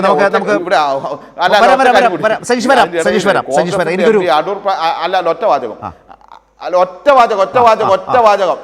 ഓക്കെ, യെസ്, അടൂർ പ്രകാശിനെ കുറിച്ച് എന്താണ് പറയാൻ വന്നത്? അടുത്ത റൗണ്ടിൽ നമുക്ക് അവസാനം വേഗത്തിൽ ഇവിടെ പറഞ്ഞു. അടൂർ പ്രകാശ് MP-യുടെ കാര്യമൊക്കെ BJP പദ്ധതി പറയാണ്. നിങ്ങളുടെ കൂട്ടത്തിൽ കൂട്ടിക്കോ. ശശി തരൂർ ഇപ്പൊ കോൺഗ്രസിന്റെ MP ആണോ BJP-യുടെ MP ആണോ എന്ന് ചോദിച്ചാൽ ജിജു P. അലക്സ്, ഇതിപ്പോൾ ഒരു ഏറ്റവും മഹത്തായ രാജ്യങ്ങളുടെ ഒരു മികച്ച ഗ്രാമീണ തൊഴിലുറപ്പ് അവകാശമായ പദ്ധതിയായിരുന്നു. ഇപ്പോൾ അത് സംസ്ഥാനങ്ങളുടെ തോളിൽ വെച്ച് അവരുടെ ബാധ്യതയിലേക്ക് അതിനെ മാറ്റപ്പെടുന്നതോടെ യഥാർത്ഥത്തിൽ ഈ വലിയ ആശയം, ആ വലിയ പദ്ധതി വല്ലാതെ താഴോട്ട് പോവുകയാണ്. അതെ, ഞാനത് നേരത്തെ സൂചിപ്പിച്ചു. ഞാനിതിനെ കാണുന്നത് നമ്മൾ ഇന്ത്യ അന്നത്തെ വിശേഷമായ സാഹചര്യങ്ങളിൽ, പ്രത്യേകിച്ച് നമുക്കറിയാവുന്നതുപോലെ അന്നത് ഇടതുപക്ഷത്തിൻ്റെ കൂടി ഒരു സഹായത്തോടു കൂടിയും അവരുടെ നിർദ്ദേശപ്രകാരം കൂടിയാണ് അന്നത് രൂപപ്പെട്ടു വന്നത്. അതിൻ്റെ ഏറ്റവും പ്രധാനപ്പെട്ട കാര്യം ഒരു ക്ഷേമരാഷ്ട്ര സങ്കല്പത്തിലെ ഏറ്റവും പ്രധാനപ്പെട്ട ഒരു ഉപജീവന സുരക്ഷാ പദ്ധതിയായിരുന്നു അത്. എന്തുകൊണ്ടാണ് ഈ ഉപജീവന സുരക്ഷാ പദ്ധതി എന്ന് പറയുന്നതെന്ന് ഈ പറഞ്ഞ പുതിയ നിയമം വരുമ്പോൾ കൂടുതൽ വ്യക്തമാവും. ഉദാഹരണത്തിന് ഈ പെട്ടെന്നുണ്ടാകുന്ന ആഘാതങ്ങൾ അത് സാധാരണ കുടുംബങ്ങളെ വല്ലാതെ ബാധിക്കും, പാവപ്പെട്ടവരെ. ഇപ്പം അതിദാരിദ്ര്യത്തെ സംബന്ധിച്ച് കേരളം ചർച്ച നടത്തിയ സമയത്ത് ഏറ്റവും കൂടുതൽ നമ്മൾ വ്യാകുലപ്പെട്ടത് യാതൊരു സാധ്യതയുമില്ലാത്ത നിരാലംബരായിട്ടുള്ള മനുഷ്യർക്ക് എങ്ങനെയാണ് അതിജീവിക്കാൻ കഴിയുക എന്നുള്ളൊരു പ്രശ്നമാണ് നമ്മൾ അഭിസംബോധന ചെയ്യാൻ ശ്രമിച്ചത്. അപ്പോൾ അതിന് സമാനമായ രീതിയിലുള്ള ഒരു കാര്യം ഈ തൊഴിലുറപ്പ് പദ്ധതിയിലുണ്ട്. കാരണം പെട്ടെന്ന് വരുമാനം ഇല്ലാതാവുന്ന ഒരു ഘട്ടത്തിൽ ഈ തൊഴിലുറപ്പ് പദ്ധതി ആശ്വാസമായിരുന്നു ലക്ഷക്കണക്കിന് കുടുംബങ്ങൾക്ക്, ഇന്ത്യയിൽ കോടിക്കണക്കിന് കുടുംബങ്ങൾക്ക്. പക്ഷേ ഇപ്പോൾ ഈ നിബന്ധനകൾ കൊണ്ടുവന്നതോടെ നമുക്ക് ഈ തരത്തിൽ പെട്ടെന്ന് ഈ പറഞ്ഞ ഒരു ഡിമാൻഡ് ഡ്രിവണായിട്ട് നമുക്കൊരു ആവശ്യത്തിനനുസരിച്ച് തൊഴിൽ ആവശ്യപ്പെടാനുള്ള ഒരു സാഹചര്യങ്ങൾ പൂർണ്ണമായിട്ട് ഇല്ലാതാവുകയാണ്. എന്താ കാരണം? ഒന്ന്, അത് ഗ്രാമീണ തലത്തിലെ വികസന പദ്ധതികളുമായിട്ട് ചേർന്ന് വേണം ഉണ്ടാക്കാൻ. നേരത്തെ സൂചിപ്പിച്ചതുപോലെ 4-5 നിർദ്ദിഷ്ട മേഖലകളിലുള്ള വികസന പദ്ധതികളിലാണ് അത് സാധ്യമാവുക. 3, ഈ തരത്തിലുള്ള പദ്ധതികളെക്കുറിച്ച് ഇവിടുത്തെ പ്രത്യേകിച്ച് ദരിദ്ര ജനവിഭാഗങ്ങൾ എത്ര പേര് അറിയുന്നുണ്ട് എന്നുള്ളതിനെക്കുറിച്ച് നമ്മൾ ആലോചിക്കണം. ഇപ്പോൾ ഉത്തർപ്രദേശിലോ അല്ലെങ്കിൽ ബീഹാറിലോ ഏതെങ്കിലും ഒരു പിന്നോക്ക സംസ്ഥാനത്തോ ഗ്രാമീണ തലത്തിലുണ്ടാകുന്ന വികസന പദ്ധതികൾ അവിടുത്തെ ദളിതരറിയുന്നുണ്ടോ? അവിടുത്തെ ആദിവാസികൾ അറിയുന്നുണ്ടോ? ഈ പറയുന്ന വിഭാഗങ്ങളെ കൂട്ടി ചേർത്തുകൊണ്ട് ഈ പദ്ധതികൾ ഉണ്ടാക്കുമ്പോൾ മാത്രമല്ലേ അതിൽ നിന്ന് തൊഴിൽ അവർക്ക് ലഭിക്കാൻ കഴിയൂ. ഒരു ഗ്രാമപ്രദേശത്തുണ്ടാകുന്ന ആസ്തികളുടെ അടിസ്ഥാനത്തിൽ മാത്രമാണ് ഇനി തൊഴിൽ ലഭിക്കുക. എന്തുകൊണ്ടാണ് നേരത്തെ അദ്ദേഹം സൂചിപ്പിച്ചു എന്താണ് ഇതിനകത്ത് ഗ്യാരൻറ്റിയുടെ പ്രശ്നമുള്ളത്? ഗ്യാരൻറ്റി എന്നൊരു വാക്കുണ്ട്, പക്ഷേ മറ്റേത് നിരുപാധികമായ ഗ്യാരൻറ്റി ആയിരുന്നു, പൂർണ്ണമായ ഉറപ്പായിരുന്നു. പക്ഷേ ഇവിടെ അതല്ല, ഉപാധികളോടെയുള്ള ഉറപ്പാണ്. പക്ഷേ ആ ഉപാധികൾ പാലിക്കുന്നതിൽ വലിയ തോതിലുള്ള പ്രയാസങ്ങളും പ്രശ്നങ്ങളും സംസ്ഥാനങ്ങളും നേരിടുമെന്നുള്ളതാണ്. 1-2 ഉദാഹരണങ്ങളാണ് ഞാൻ ഈ പറഞ്ഞു. ഒന്ന്, ഗ്രാമീണ പദ്ധതി ഉണ്ടായെങ്കിലേ പറ്റൂ. ഗ്രാമപ്രദേശത്തിൽ ആസ്തി നേരത്തെ പറഞ്ഞു. നമ്മുടെ സമയം കൂടി കണ്ടുകൊണ്ട് ഞാൻ ഒരു കാര്യം കൂടി ഒന്ന് ചോദിച്ചോട്ടെ. ഈ സംസ്ഥാനങ്ങൾക്ക് ഒരു വലിയ സാമ്പത്തിക ബാധ്യത വരുന്നതോടുകൂടി ഈ വലിയൊരു പദ്ധതി, മറ്റത് കേന്ദ്ര പദ്ധതിയായിരുന്നു, കേന്ദ്രമായിരുന്നു പൂർണ്ണമായും അതുമായി ബന്ധപ്പെട്ട വേതനം താഴോട്ട് സംസ്ഥാനങ്ങൾക്ക് അതുവഴി ജനങ്ങൾക്ക് എത്തിച്ചുകൊണ്ടിരുന്നു. ഇത് മാറുകയാണല്ലോ. അങ്ങനെ സംസ്ഥാന ബാധ്യത വന്നാൽ എന്താവും അവസ്ഥ? ആ ബാധ്യത നേരത്തെ അത് പ്രത്യേകിച്ച് ഈ പറയേണ്ട കാര്യമില്ല. ഞാൻ നേരത്തെ സൂചിപ്പിച്ചു, അടുത്തൊരു വർഷം മാത്രം കേരളത്തെ സംസ്ഥാനത്തിനുണ്ടാകുന്നത് ഏതാണ്ട് 2000 കോടി രൂപയുടെ അധിക ബാധ്യതയായിരിക്കും. ഈ 2000 കോടി രൂപയുടെ അധിക ബാധ്യത എന്ന് പറയുന്നത് നമുക്ക് ഇപ്പോഴും വ്യക്തമല്ല. നിങ്ങളുടെ സംസ്ഥാനം ഇത്ര തൊഴിലവസരങ്ങൾ സൃഷ്ടിക്കണം എന്നാവശ്യപ്പെട്ടുകൊണ്ട് എന്ത് കോട്ടയാണ് നമുക്ക് തരാൻ പോകുന്നത്? നമ്മൾ എങ്ങനെയാണത് നമ്മൾ എങ്ങനെയാണത് ആസൂത്രണം ചെയ്യുക? ഒരു വലിയ പ്രയാസമായിട്ട് മാറും. അതുകൊണ്ട് തന്നെ മറ്റു മേഖലകളിൽ നമുക്ക് ചെലവഴിക്കാനുള്ള തുകയിൽ ഗണ്യമായിട്ടുള്ള കുറവുണ്ടാവും. ആ ഗണ്യമായിട്ടുള്ള കുറവ് നമ്മുടെ മറ്റുള്ള ക്ഷേമ പ്രവർത്തനങ്ങളെ, ഉൽപ്പാദന മേഖലയിലെ പ്രവർത്തനങ്ങളെയൊക്കെ രൂക്ഷമായി ബാധിക്കും എന്നുള്ളതാണ് നമ്മളിപ്പോൾ കാണുന്ന ഒരു പ്രധാനപ്പെട്ട പ്രശ്നം. കാരണം ഒരു ഇടുക്കി പോലെ വന്നിട്ടുള്ള ഒരു മാറ്റമാണ് കേരളത്തെ സംബന്ധിച്ചിടത്തോളം. റൈറ്റ്. മുമ്പാകട്ടെ അദ്ദേഹം പറഞ്ഞതുപോലെ ഗ്രാമീണ ഈ തൊഴിലുറപ്പ് പദ്ധതി അങ്ങനെ പോവുകയും കേന്ദ്ര പദ്ധതിയായി സംസ്ഥാനങ്ങൾക്കും ജനങ്ങൾക്കും സഹായകരമായി നിൽക്കുമ്പോൾ ഇവിടെ നമുക്ക് വളരെ ക്യുക്കായിട്ട് ഈ ചർച്ച അവസാനിപ്പിക്കുന്ന ഒരു ഘട്ടത്തിലേക്ക് വരാം.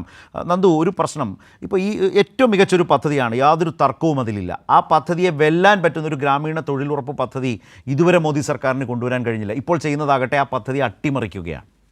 അല്ല, ഇതിനകത്ത് താങ്കൾ പറയുന്നതിൽ കുറച്ച് സാങ്കേതിക പ്രശ്നങ്ങളുണ്ട്. അതായത് അട്ടിമറിക്കുന്നു എന്നൊക്കെ പറഞ്ഞാൽ ഈ പദ്ധതി തന്നെയാണ് മുന്നോട്ട് പോകുന്നത്. അതിനകത്ത് കുറച്ച് ഇതിനകത്തുള്ള ചോർച്ച തടയാൻ, ഇതിൻ്റെ പ്രൊഡക്ടിവിറ്റി വർദ്ധിപ്പിക്കാൻ, ഇതിൽ കൂടുതൽ കാര്യങ്ങളിലേക്ക് ഇതിൻ്റെ ഒരു ഒബ്സർവേഷനും മറ്റു കാര്യങ്ങളിലുമൊക്കെ ഒരു പങ്കാളിത്തമുണ്ടാകും. ഇപ്പം ഞാൻ ഒരു എക്സാമ്പിൾ പറഞ്ഞാൽ 2024-25 193.67 കോടി രൂപയാണ് ഇതിൽ പണാപഹരണം എന്നുള്ള നിലയിൽ കണ്ടെത്തിയിരിക്കുന്നത്. സോഷ്യൽ ഓഡിറ്റിൽ കണ്ടെത്തിയിരുന്നത്, ഞങ്ങളാരും വ്യക്തിപരമായി BJP കണ്ടെത്തിയൊന്നുമല്ല, സോഷ്യൽ ഓഡിറ്റിൽ കണ്ടെത്തിയിരിക്കുന്നതാണ്. അപ്പോൾ അതിനകത്ത് വ്യാജ ജോബ് കാർഡുകൾ, അതുപോലെ തന്നെ ചില മാട്രന്മാർ വന്നു കഴിഞ്ഞാൽ അവർ പണിയെടുക്കില്ല, ചില ആളുകൾ കൂലി വാങ്ങാൻ വേണ്ടി മാത്രം വരുന്ന തൊഴിലാളികളാവുന്നു. അപ്പോൾ ഇത്തരത്തിൽ പ്രൊഡക്ടിവിറ്റി ഇല്ലാത്ത ചില കാര്യങ്ങൾ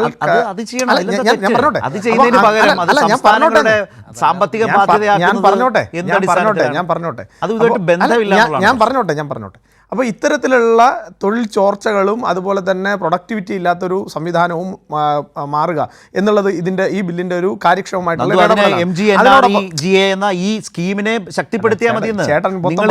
BJPയുടെ ലൈൻ ചേട്ടൻ പറയുമെങ്കിൽ ഞാൻ മിണ്ടാതെ. BJPയുടെ അല്ല, നിങ്ങൾ പറയുന്നത് അതിലെ പിശകുകളുണ്ട്. ഇപ്പോൾ കേരളത്തിൽ ക്ഷേമ പെൻഷനുമായി ബന്ധപ്പെട്ട സോഷ്യൽ ഓഡിറ്റ് നടന്നു. പെക്യുലറായി പകരം ആ പദ്ധതി അട്ടിമറിച്ചിട്ട് ഏത് പദ്ധതിയാണ് അട്ടിമറിച്ചത്? നിങ്ങൾ എന്തിനാണ് സംസ്ഥാനങ്ങളുടെ ചുമതല? ഞാൻ ചോദിക്കുന്നത് 100 ദിവസമായിരുന്ന ഒരു പദ്ധതിയെ 125 ദിവസത്തിലേക്ക് ഉയർത്തുന്നു. ഇവിടെ എവിടെയാണ് പദ്ധതി അട്ടിമറിച്ചത്? സംസ്ഥാനങ്ങൾക്ക് കിട്ടുന്നില്ല എന്ന് പറഞ്ഞാൽ സംസ്ഥാനങ്ങൾ 25 ദിവസങ്ങളിൽ ലഭിക്കണമെന്ന് യാതൊരു നിർബന്ധമില്ല. അത് സാറിന്റെ വെർഷനാണ്. അത് ഇടതുപക്ഷ ജനാധിപത്യ മുന്നണിയുടെ ആസൂത്രണ കമ്മീഷൻ അംഗമായിട്ടുള്ള സാറിന്റെ വെർഷനാണ്. ഞാൻ പറഞ്ഞ രാജ്യത്തെ ജനങ്ങൾക്ക് മുൻപാകെ രാജ്യത്തെ ജനങ്ങളുടെ മുൻപാകെ ഒരു സർക്കാർ അവതരിപ്പിച്ച ബില്ലിലെ കണ്ടന്റാണ് ഞാൻ പറയുന്നത്. ഒരു ബില്ലിലെ കണ്ടന്റ് പറയുന്നത് അല്ല. ഞാൻ താങ്കൾ ദേശാഭിമാനി പഠിച്ചത്, ഞാൻ ആ ബില്ലിന്റെ സോഫ്റ്റ് കോപ്പിയാണ് പഠിച്ചത്. ആ വ്യത്യാസം ഉണ്ടാവും. ഞാൻ ബില്ലിന്റെ സോഫ്റ്റ് കോപ്പിയാണ് പഠിച്ചത്. താങ്കൾ അല്ല, അത് ഹാർഡ് കോപ്പി താങ്കൾ വായിച്ചു നോക്കൂ. ഞാൻ വായിച്ചതാണ്, എന്റെ കയ്യിലുണ്ട്. ഞാൻ ആ സോഫ്റ്റ് കോപ്പി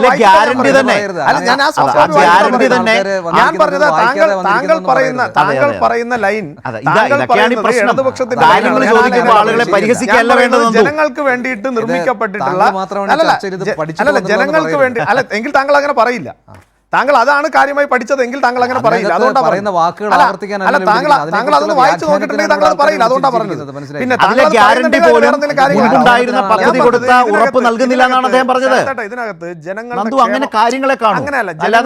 ജനങ്ങളുടെ വിമർശനങ്ങൾ ഉന്നയിക്കുമ്പോൾ അതെല്ലാം കളവാണെന്ന് ഞാൻ കളവെന്നല്ല പറഞ്ഞത്. എത്ര തവണ പറഞ്ഞു അദ്ദേഹം പറയുന്ന ഈ വിഷയത്തെ വളരെ അഗാധ തലത്തിൽ കാണുന്ന മനുഷ്യരെ നടപ്പിലാക്കാൻ വേണ്ടിയിട്ട് ബില്ലിലുള്ളത് എന്നുള്ളതാണ് ഞാൻ പറഞ്ഞത്.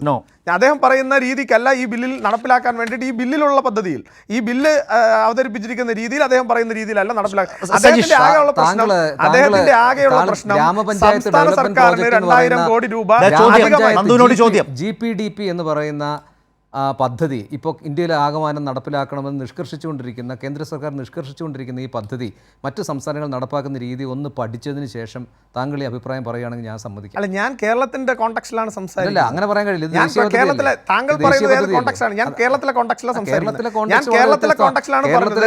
ജോലി ചെയ്യാത്ത മാട്രന്മാരും CPM-നെ സിന്ദാബാദ് വിളിക്കാൻ പോകുന്ന തൊഴിലാളികളും കാര്യങ്ങളും വളരെ പെരിഫറലായി പറയാണ് രാജ്യത്തെ ഒരു പദ്ധതിയെ കുറിച്ച് പറയുമ്പോൾ തൊഴിൽ സംവിധാനം അതിനാണോ സംസ്ഥാനങ്ങളുടെ ചുമതല 40% സാമ്പത്തിക ബാധ്യത വെക്കുന്നത്?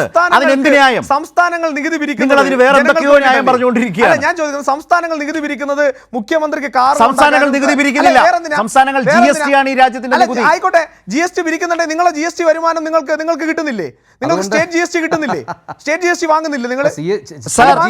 ഈ മഹാത്മാഗാന്ധി ഗ്രാമീണ തൊഴിലുറപ്പ് പദ്ധതി കേന്ദ്രത്തിന്റെ വിഹിതമായിരുന്നു, കേന്ദ്ര പദ്ധതിയായിരുന്നു. നിങ്ങൾ അതിനെ അട്ടിമറിച്ച് സംസ്ഥാനങ്ങളുടെ ചുമലിൽ വെച്ച് അതിനെ ദുർബലപ്പെടുത്തുന്നു. ഇതാണ് സംഭവിക്കാൻ പോകുന്നത്. സ്റ്റേറ്റിന്റെ 60-40 എന്നുള്ള നിലയിലേക്ക് മാറിയിട്ടുണ്ട്. ഇതങ്ങനെ ആയിരുന്നില്ലേ? അത് തന്നെയാണ് പ്രശ്നം. അങ്ങനെയല്ലായിരുന്നു ഈ പദ്ധതി. രാഷ്ട്രപിതാവിന്റെ പേരിലുള്ള മഹാത്മാഗാന്ധി ആയിക്കോട്ടെ. തൊഴിലുറപ്പ് പദ്ധതി എന്നത് പൂർണ്ണമായും കേന്ദ്രത്തിൻ്റെതായിരുന്നു. അത് വലിയ സഹായകരമായിരുന്നു.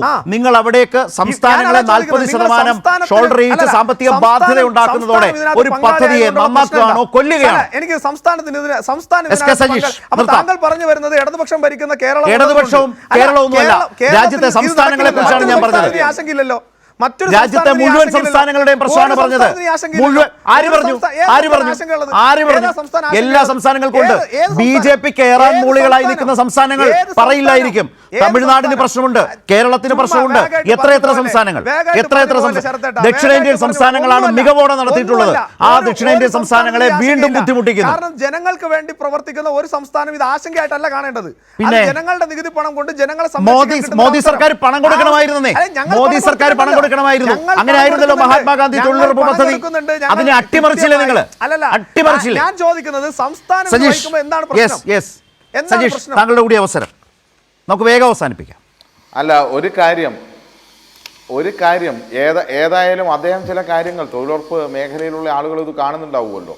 ഈ ഫോട്ടോ എടുക്കൽ, മറ്റ് കാര്യങ്ങൾ, ഇതെല്ലാം കേന്ദ്രത്തിൻ്റെതാണ് എന്ന് ബോധ്യപ്പെടുത്തിയതിൽ ഒരു നന്ദി. നിങ്ങളാണ് ഇതെല്ലാം കൈകാര്യം ചെയ്യുന്നത്. പിന്നെ ഒരു കാര്യം കൂടി ഇതിൻ്റെ കൂടെ ചേർത്ത് വെക്കാം. നിങ്ങൾ പറയുന്നത് ഇതിൻ്റെ അകത്തുള്ള ആരെങ്കിലും തെറ്റായ ജോബ് കാർഡ് കൊണ്ടുവന്നിട്ടുണ്ട്, അത് പരിഹരിക്കാനാണോ സംസ്ഥാനത്തിൻ്റെ തലയിലാക്കി മാറ്റിയത്? ഇപ്പോൾ 2000 രൂപ ക്ഷേമ പെൻഷൻ കൊടുക്കുന്നു. ഏതെങ്കിലും പഞ്ചായത്തിൽ ഒരാൾ തെറ്റായ രീതിയിൽ അർഹതപ്പെടാത്ത ഒരാൾ ക്ഷേമ പെൻഷൻ വാങ്ങിയ പിന്നെ ഈ ക്ഷേമ പെൻഷൻ 2000 കൊടുക്കുന്നതിൽ 1000 പഞ്ചായത്ത് കൊടുക്കണമെന്ന് പറയുന്നതാണോ രീതി? അല്ല, തെറ്റായ രീതി സ്വീകരിച്ച ആളുകളെ അതിൻ്റെ റോളിൽ നിന്ന് മാറ്റുകയാണോ ചെയ്യേണ്ടത്? തെറ്റായ രീതിയെ മാറ്റാൻ സംസ്ഥാനത്തിന്റെ തലയിലേക്ക് അടിച്ചേൽപ്പിക്കുകയല്ല ചെയ്യേണ്ടത്. അതാണ് നിങ്ങൾ ചെയ്തത്. പിന്നെ ഒരു കാര്യം ഞാനിപ്പോഴും പറയുന്നത്, നിങ്ങൾ കേരളം വ്യത്യസ്തമാണ്. ഞാൻ നിങ്ങളെ വെല്ലുവിളിക്കുകയാണ്. നന്ദുവിനെ ഞാൻ വെല്ലുവിളിക്കുകയാണ്. കേരളത്തിൽ നിങ്ങൾ പറഞ്ഞല്ലോ, നേരത്തെ പറഞ്ഞല്ലോ. അല്ല, ഞാൻ പറയട്ടെ, നന്ദു ഒന്ന് കേൾക്കട്ടെ. ഒറ്റ മിനിറ്റ്, നന്ദു ഒന്ന് കേൾക്ക്. അതായത് ഈ തൊഴിലുറപ്പ് പദ്ധതിയായാലും ശരി, ഈ രാജ്യത്ത് തൊഴിലുറപ്പ് പദ്ധതിയായാലും അതിൽ ഉത്സവകാല ബത്ത ഉൾപ്പെടെ കൊടുക്കുന്ന ഇൻസെന്റീവ് കൊടുക്കുന്ന ഒരേ ഒരു സംസ്ഥാനം കേരളമാണ്. പിന്നെ ഒന്നുകൂടി പറയാം, നിങ്ങൾ നേരെ ആശമാരുടെ കാര്യം പറഞ്ഞല്ലോ. നിങ്ങളുടെ ഗുജറാത്തോ UP എവിടെയെങ്കിലും എടുക്ക്, കേരളത്തിൽ ആശ കിട്ടുന്നതിനേക്കാൾ 1 രൂപ അധികം കൊടുക്കുന്ന ഏതെങ്കിലും BJP ഭരിക്കുന്ന സംസ്ഥാനമുണ്ട് എന്ന് താങ്കൾ തെളിയിക്കും. ഇന്ത്യയിലും കേരളത്തിലും അല്ലേ നന്ദു? നമുക്ക് ഈ കണക്കൊക്കെ അറിയാലോ. ചെയ്തിട്ട് ഒരു നാടുമില്ല. ഒരു കാര്യം, നിങ്ങൾ ഈ നാട്ടിലുള്ളവർ മുഴുവൻ നിങ്ങളുടെ ഈ ഒരു കാര്യം വ്യക്തമാണ്. ഞാൻ ഇതിന്റെ ചർച്ച അവസാനിപ്പിക്കുന്നു. സമയം ഇപ്പോൾ തന്നെ വല്ലാതെ അതിക്രമിച്ചു. ഒരു കാര്യം വ്യക്തമാണ്, ഈ നാടിന്റെ പദ്ധതി കേന്ദ്ര സർക്കാർ നടപ്പാക്കി വന്ന, പൂർണ്ണമായും വേതനം സംസ്ഥാനമല്ല കേന്ദ്ര സർക്കാർ കൊടുത്ത് നടപ്പാക്കി വന്നതായിരുന്നു നാടിൻ്റെ ഏറ്റവും മികച്ച മഹാത്മാഗാന്ധി തൊഴിലുറപ്പ് പദ്ധതി. അതിനെയാണ് മോദി സർക്കാർ ഇപ്പോൾ ഈ രൂപത്തിലേക്ക് മാറ്റുന്നത്. എന്ന് വെച്ചാൽ 40% പണം സംസ്ഥാനങ്ങൾ കണ്ടെത്തിക്കൊള്ളണം. അങ്ങനെ കേന്ദ്രം പൂർണ്ണമായും വേതനം കൊടുത്തിരുന്ന ഗ്രാമീണ മേഖലയ്ക്ക് വളരെ വലിയ പിന്തുണയും സഹായകരവുമായ മാറിയ പദ്ധതിയെ സംസ്ഥാനങ്ങളുടെ ചുമലിൽ വെച്ചുകൊണ്ട് ഒരു പുതിയ സാമ്പത്തിക ബാധ്യത അടിച്ചേൽപ്പിച്ചുകൊണ്ട് ഒരു വിപുലമായ ദേശീയ പദ്ധതിയെ വഴിമാറ്റുന്നു. അതാണ് ഇതിലെ ഗൗരവമായ പ്രശ്നം. അതതിൻ്റെ വളർച്ചയല്ല, വലിയ തളർച്ചയിലേക്ക് അതിനെ കൊണ്ടുപോകും എന്ന യാഥാർത്ഥ്യത്തിന് മുമ്പിൽ സംസ്ഥാനങ്ങൾ നിൽക്കുന്നു. വലിയ പ്രതിഷേധവും ആശങ്കയും ഉയരുന്നു എന്നുള്ളതാണ് ഇതിലെ പ്രശ്നം. ന്യൂസ് ആൻഡ് വ്യൂസ് അവസാനിക്കുന്നു.